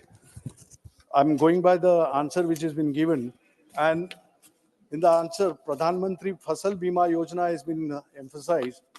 During the year 22-23, 1175 lakh farmers' applications were enrolled, and the funds allocated in the sense it is taken that claims which were paid were to the tune of 15,500 crores. So if we go by, because in PM FBI, which was introduced in 2016, it needed improvement every year, because the farmers' woes on the ground were never heard. And if we go by the answer itself, that 15,500 crores came by way of claims to the farmers. An average farmer gets around 1,320 rupees on an average per farmer. And the farmer who pays by way of his paying the premium, that comes to 2% of the Kharif and 1.5% for the Rabi.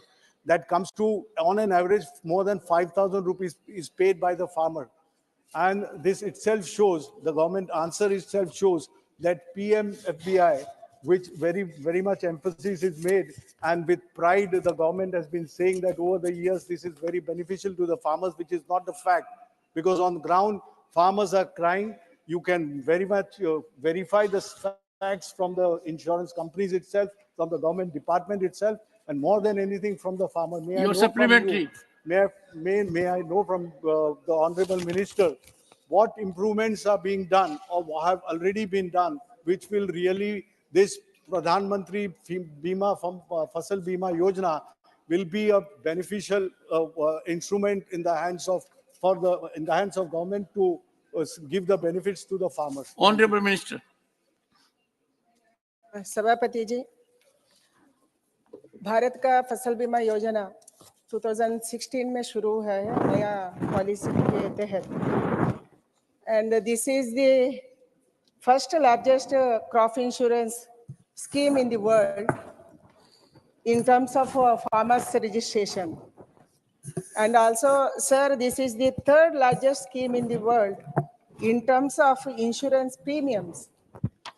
Like हमारे देश में 7 साल में 49.44 करोड़ किसान application enrol किया है sir, and अभी इस साल में 14.06 करोड़ एप्लीकेशन आया है, एंड इसी में प्रीमियम भरा है 7 साल में 29,183 करोड़ रुपए प्रीमियम किसानों ने भरा है सर. क्लेम्स रिसीव्ड 1,46,664 करोड़ रुपया, लाइक बहुत ज्यादा गुना बढ़ा है प्रीमियम मिलने में. हर साल हम किसान 100 रुपीस भरा तो गवर्नमेंट ऑफ इंडिया स्टेट को मदद देते हैं सर. ये तो पूरा का पूरा स्टेट इसके इम्प्लीमेंटिंग एजेंसी है, एंड भारत सरकार अपने हमारे इससे स्टेट को देते हैं, एंड स्टेट टेंडर बुलाते हैं, स्टेट इम्प्लीमेंटेशन करते हैं, भारत का हिस्सा उसको मिलता है. एंड हम अभी किसानों को 100 रुपए पे किया तो अभी तक 502 रुपया किसानों को मिला है सर अभी तक. इसीलिए वो 29,000 करोड़ के लिए 1,46,000 किसान का हिस्सा दे गॉट द क्लेम्स इन किसान सम्मान फसल बीमा योजना में. सभापति जी, हम इसको नया फसल बीमा योजना का नीति लाए हैं. इसी में हम 33 से अधिक नुकसान किसको होता है उसको वो क्लेम देने का ऐसे हम नया पॉलिसी बनाया है. टेंडर प्रक्रिया को 3 साल को हम बढ़ाया है. ऐसे ही स्वेच्छा से कौन खुद करना चाहते हैं, इसी में कंपलसरी नहीं है, कौन भरना चाहते हैं फसल बीमा को वो भरा सकते हैं, स्वैच्छिक है इसी में. इसीलिए टेक्नोलॉजी को हम अपनाए हैं सर, डिजिटल टेक्नोलॉजी को अपनाए हैं, सॉफ्टवेयर को हम किया है. इसके कारण स्टेट क्या करना चाहते हैं उसके हिसाब से वो कर सकते हैं. भारत सरकार अपना हिस्सा हम देते हैं sir. Second supplementary, Shri Anil Desai. Sir, for my first supplementary, I would request the Honorable Minister to go by the answer and And please answer correctly, because the answer which is given by is completely wrong. And what the explanation was given by the Honorable Minister doesn't satisfy me or my expectations, because I have different figures with me. Anyway, my second supplementary, sir, may I know from the Honorable Minister that the figures which were asked in my question regarding the pulses, that 21-22, that demand which was projected in pulses was 267, whereas the production was 273. And the imports at the same time, which is shown on the earlier page, that it goes up to 2699 imports of pulses. May I know from the Honorable Minister through you, sir, that why this anomaly or why this mistake is taken, whether it is a mistake in the answer, or when the production is higher than the demand, where is the question of importing the pulses in that very year? So how do you justify that during 21-22, when the pulses production was much higher than the demand at that time from the domestic demand in the country, what was the need to go for the import of the pulses? Honorable Minister. Sir, हमारा देश में तिलहन और दलहन में थोड़ा सा कमियां है सर, इसीलिए हम बाहर देश से तिलहन और दलहन का इंपोर्ट करना पड़ता है। तिलहन और दलहन को बढ़ाने के लिए, भारत आत्मनिर्भर बनाने के लिए भारत सरकार लगातार काम कर रहे हैं सर, उसको मदद भी दे रहे हैं। इसलिए हम एरिया बढ़ाना है, प्रोडक्शन बढ़ाना है, प्रोडक्टिविटी एंड उत्पादन एंड उत्पादकता दोनों बढ़ाने के लिए हम काम कर रहे हैं। दलहन में थोड़ा सा कम हर साल हम फेस कर रहे हैं, क्योंकि ज्यादा से ज्यादा तूर ज्यादा उगाने वाले स्टेट है सर, कर्नाटका, महाराष्ट्र। इधर तूर का था, ये दलहन का था। दलहन का सवाल पूछे हैं। प्लीज आपका क्या समस्या है? Yes honourable minister. इसीलिए दलहन और तिलहन को हम आत्मनिर्भर बनाने के लिए काम कर रहे हैं। इसके लिए हम दलहन का हब बनाए सर, 250 हब्स बनाए हैं एंड नया वेराइटीज को हम अनुसंधान कर रहे हैं। क्लाइमेट रेसिलिएंट वेराइटीज को हम अनुसंधान कर रहे हैं, हमारा आईसीआर रिसर्च कर रहे हैं। एंड ऐसे डोमेस्टिक एमएस को हम बढ़ाया है सर। एमएस से हम खरीदते प्रोक्योरमेंट करते हैं, क्योंकि एमएसपी देने से किसानों को लगता है हम क्या उगाते हैं उसको लेते हैं, सरकार लेते हैं बोल के, इसीलिए उसको हम ज्यादा कर रहे हैं। एंड इसके कारण हम दलहन को ज्यादा बढ़ावा देने का काम, area production and productivity and production बढ़ाने का काम कर रहे हैं सर। एंड तूर में थोड़ा सा कमियां है, क्योंकि कर्नाटका, महाराष्ट्र में ज्यादा उगाते हैं तूर दाल, उधर सूखा पड़ा है सर। सूखे के कारण दलहन के तूर में कम हो गए सर। इसको हम इंपोर्ट करने से पूरा देश को ठीक करने को सोच कर रहे हैं sir. Supplementary number 3 Shri Ashok Kumar Mittal. माननीय वित्त मंत्री जी ने अपने बजट भाषण में कहा कि किसानों को दी जाने वाली मिनिमम सपोर्ट प्राइस दुगनी कर दी गई है, जो कि सराहनीय है। मेरा माननीय मंत्री जी से प्रश्न है, क्या भारत सरकार एमएसपी को कानूनी गारंटी देने के लिए कोई कानून लाने के बारे में विचार कर रही है? Honourable minister. Thank you sir. Honourable minister.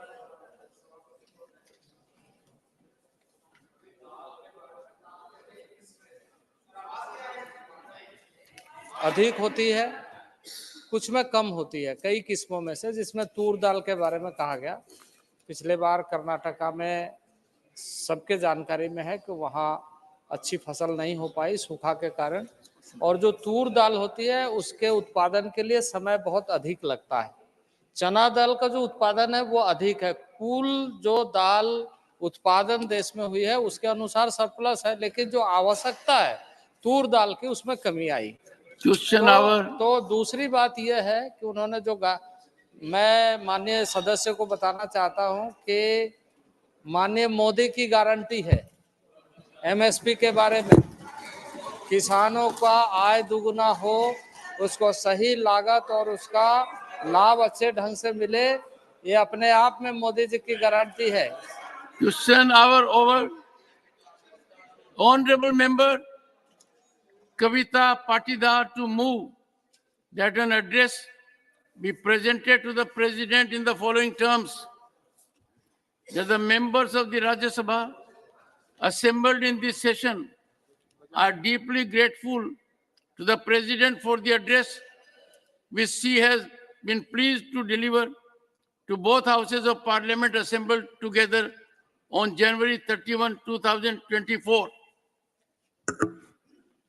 माननीय सभापति महोदय, मैं प्रस्ताव करती हूं कि महामहिम राष्ट्रपति जी ने 31 जनवरी 2024 को संसद की दोनों सभाओं की सम्मिलित बैठक में जो अभिभाषण दिया, उसके लिए राज्यसभा के सदस्य जो सभा के वर्तमान सत्र में उपस्थित है, माननीय राष्ट्रपति जी के प्रति हार्दिक कृतज्ञता व्यक्त करते हैं।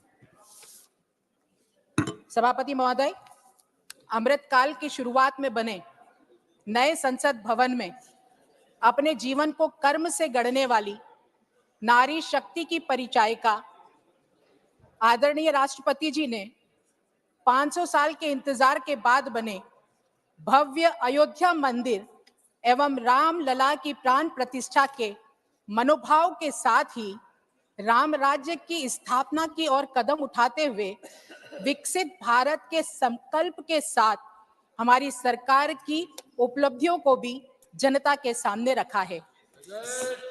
संस्कृति और सभ्यता के प्रतीक नए भवन की भव्यता को तो उन्होंने दर्शाया ही है, साथ में विश्वास भी जताया है कि विकसित भारत के विकास को आकार देने वाली नीति के रचनात्मक संवाद इस नई बिल्डिंग के गवाह बनेंगे।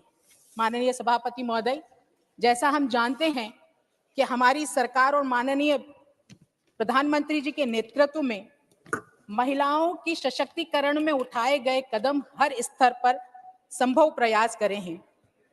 उद्यमिता, सुगम जीवन, महिलाओं के लिए सम्मान के माध्यम से उनके सशक्तिकरण को इन 10 वर्षों में जो गति मिली है वो हम सबके सामने है। यत्र न्यायस्ते पूजते रमन्ते तत्र देवता, इस मूल मंत्र पर केंद्रित करते हुए माननीय प्रधानमंत्री जी के नेतृत्व में हमारी सरकार ने महिला सशक्तिकरण सुनिश्चित करने के लिए निर्णायक एजेंडा भी निर्धारित किया और उसको वास्तविकता का स्वरूप भी प्रदान किया। विभिन्न योजनाओं के माध्यम से महिलाओं की तकदीर संवारने का काम किया। फिर वह प्रधानमंत्री मातृ वंदना योजना से 3 करोड़ से अधिक बहनों के पोषण का चिंता का विषय हो, या फिर बहनों के सम्मान से जुड़ा 11 करोड़ से अधिक शौचालय निर्माण कर बुनियादी जरूरत को पूरा करने का प्रण हो। आज हमारी सरकार ने हर उस माता की चिंता समझी जिनकी आंखों की रोशनी घर की रसोई में चूल्हा जलाते हुए धूमिल हो गई।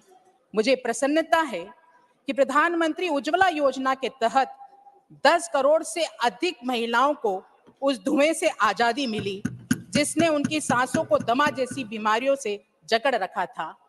माननीय प्रधानमंत्री जी के प्रयासों से करोड़ों बहनों ने बैंक की दहलीज तब लांघी जब उनके जनधन खाते खोले गए। महिलाओं के आज हमारी सरकार के द्वारा 27 करोड़ से अधिक जनधन खाते खोले गए हैं। आज हमारी सरकार ने जल, थल, नभ और अंतरिक्ष हर तरफ बेटियों की भूमिका का विस्तार किया है। हमारी बेटियों के सामर्थ्य की झलक दिखाती गणतंत्र दिवस की परेड भी नारी शक्ति को समर्पित की गई थी। माननीय प्रधानमंत्री जी ने महिलाओं की आर्थिक भागीदारिता को बढ़ाने के लिए निरंतर प्रयास किए। उसी का परिणाम है कि आज लगभग 10 करोड़ महिलाएं स्वयं सहायता समूह से जुड़ चुकी है, जिन्हें 8 लाख करोड़ रुपए बैंक लोन को 40,000 करोड़ रुपए की आर्थिक सहायता मिल रही है। 1 second. Yes, Digvijay Singh ji. The amendments to 1 the second. Digvijay Singh amendments. ji, you are raising a point of order under which rule? Sir, 258. So the point of order is. Let's read 258, sir. The point of order is. Sir, 258 The first. procedure here is that Sir, once the. Would you kindly look at 258? 238. 1 second. Make up your mind. 238 or 258? 258.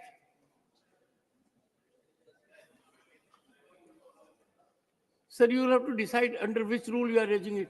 Sir, the point is of procedure when the amendment is to be moved. No, sir.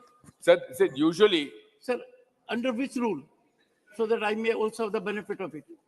Sir, 258. Any member may at any time submit a point of order for the decision of the chairman, but in doing so shall confine himself to stating a point. 258. Sir, 258 doesn't, I have given no decision. I'll read it. 258 says, points of order and decisions thereon. Yes. Any member may, at any time, submit a point of order for the decision of the chairman. Yes. But in doing so, shall confine himself to stating the point. Yes. So Very let, sweeping, sir. So the point is simple. The amendments are moved after the mover has moved the motion and seconded by the seconder, and then the amendments. After that, the speech will start. That is the procedure, sir. That has been a procedure, sir. Can you indicate this procedure in the rules? Sir, procedure, rules, sir, rules. Can you? Sir, it is not. It is the procedure. This has been done over the precedences. So this is for the first time. She has started the speech without the amendment being moved. Digvijay Singh, many things are happening for the first time. Yes, under your chairmanship, sir. Lot of members of parliament being thrown without any reason. Sir, please don't sort of overdo it. Record, sir, I am very mindful of history, and that is why I seek everybody's assistance.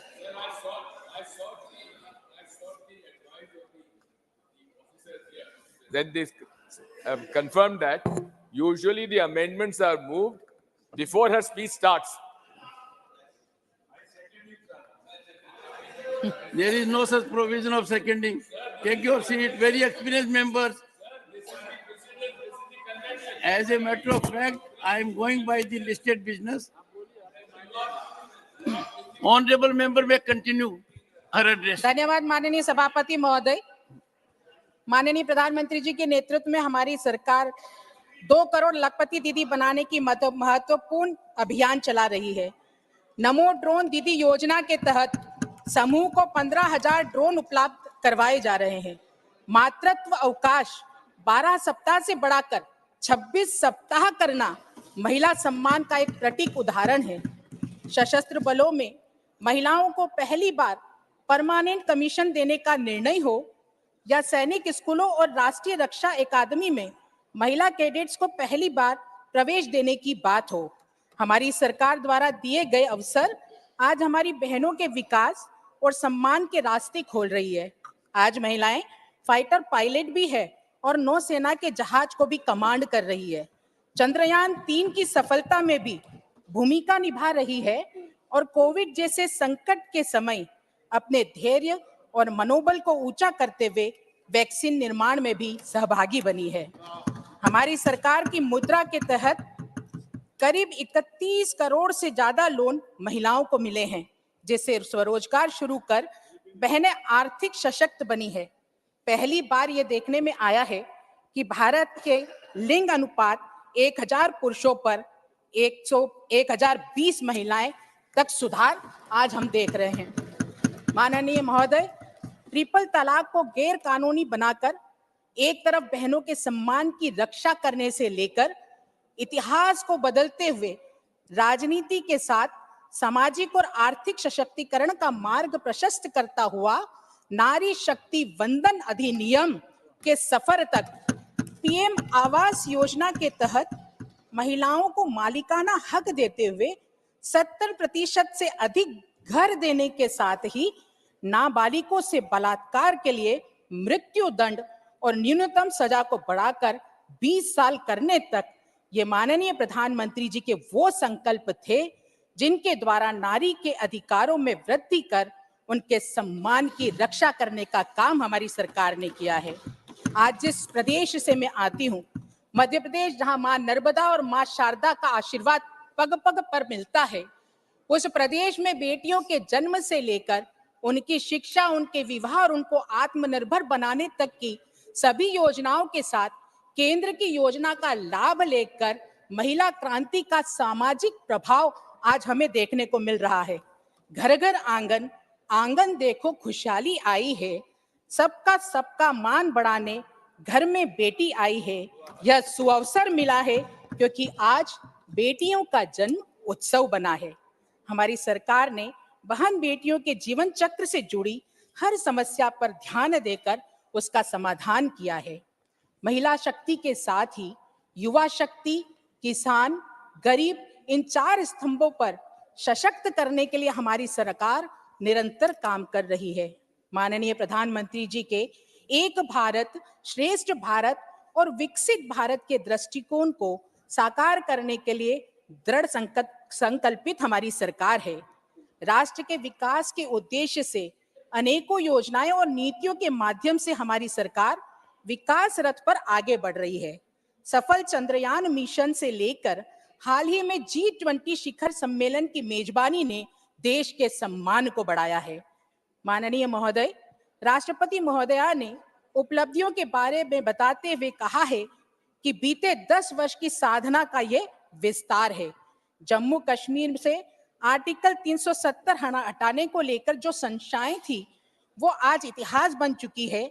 धारा 370 हटने के बाद जम्मू कश्मीर में आतंकी हमलों में भी बहुत कमी आई है। शरणार्थियों को नागरिकता देने के लिए नए कानून बनाए गए हैं। सरकार ने वन रैंक वन पेंशन को भी लागू किया है, जिसका इंतजार काफी समय से था। देश सही दिशा में सही निर्णय लेते हुए आगे बढ़ रहा है। भारत सबसे तेज गति से विकसित होती बड़ी अर्थव्यवस्था बन गया है। आज टॉप 5 इकोनॉमी में हमारा भारत पहुंच चुका है। हमें गर्व होना चाहिए कि भारत चंद्रमा के दक्षिण ध्रुव पर झंडा फहराने वाला पहला देश बना। साथ ही सफलता के साथ आदित्य मिशन को भी लॉन्च किया।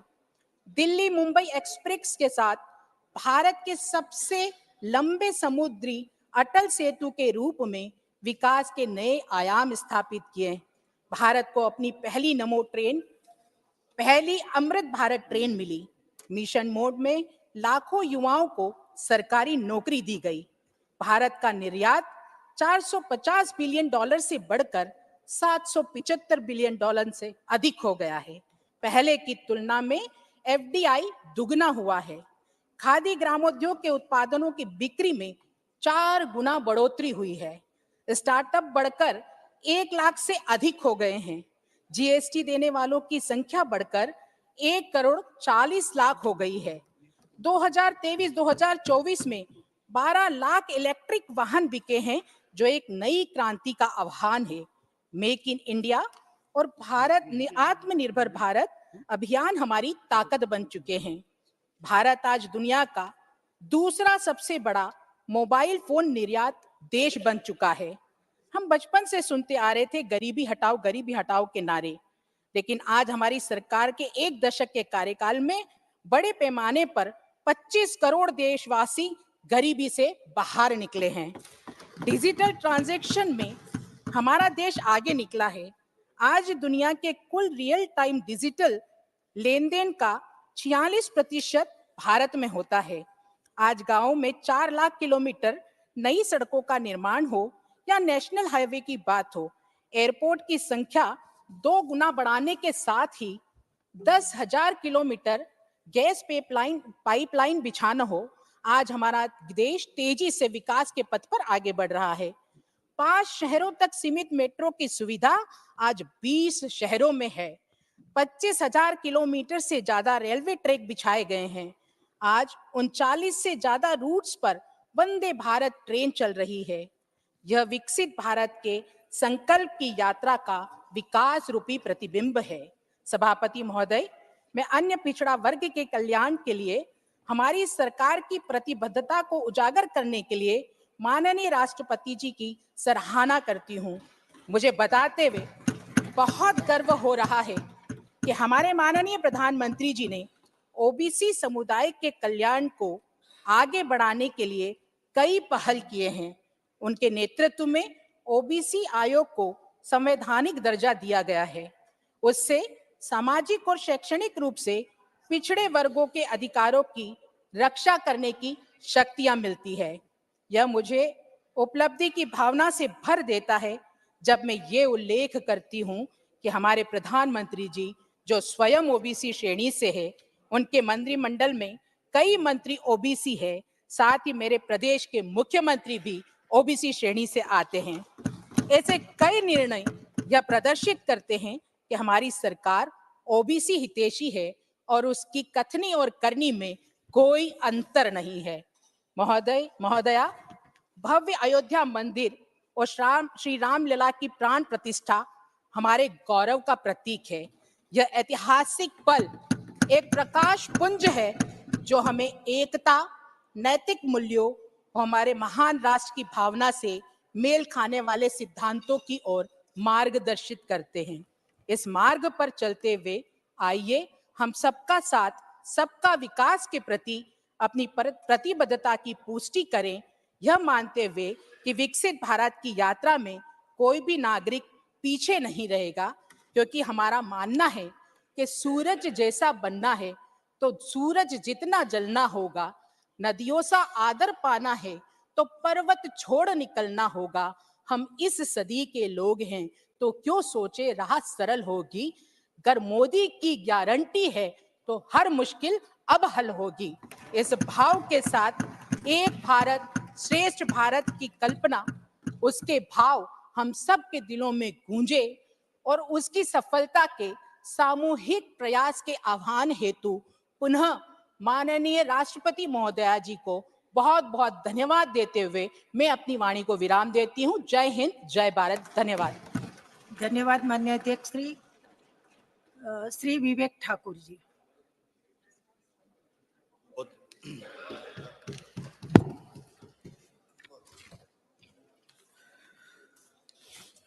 आदरणीय सभापति महोदय, मैं आपको धन्यवाद देना चाहूंगा कि आपने नए संसद भवन में प्रस्तुत राष्ट्रपति के प्रथम अभिभाषण पर अपने विचार प्रस्तुत करने का अवसर मुझे प्रदान किया। सभापति महोदय, आज भले ही हम नए संसद भवन में प्रवेश कर चुके हो, परंतु पुराने सदन की एक स्मृति संस्कृत के एक श्लोक के माध्यम से आपके समक्ष प्रस्तुत करना चाहूंगा।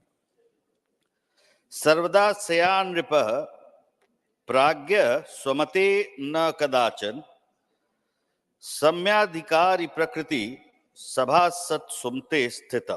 यह श्लोक लिफ्ट नंबर 4 के पास स्थित गुंबद पर अंकित है। पद्म पुराण में इसे सर्वलोक सुखप्रदम कहा गया है। सांख्य दर्शन में इसे अत्यंत लोकहितम सत्यम कहा गया है।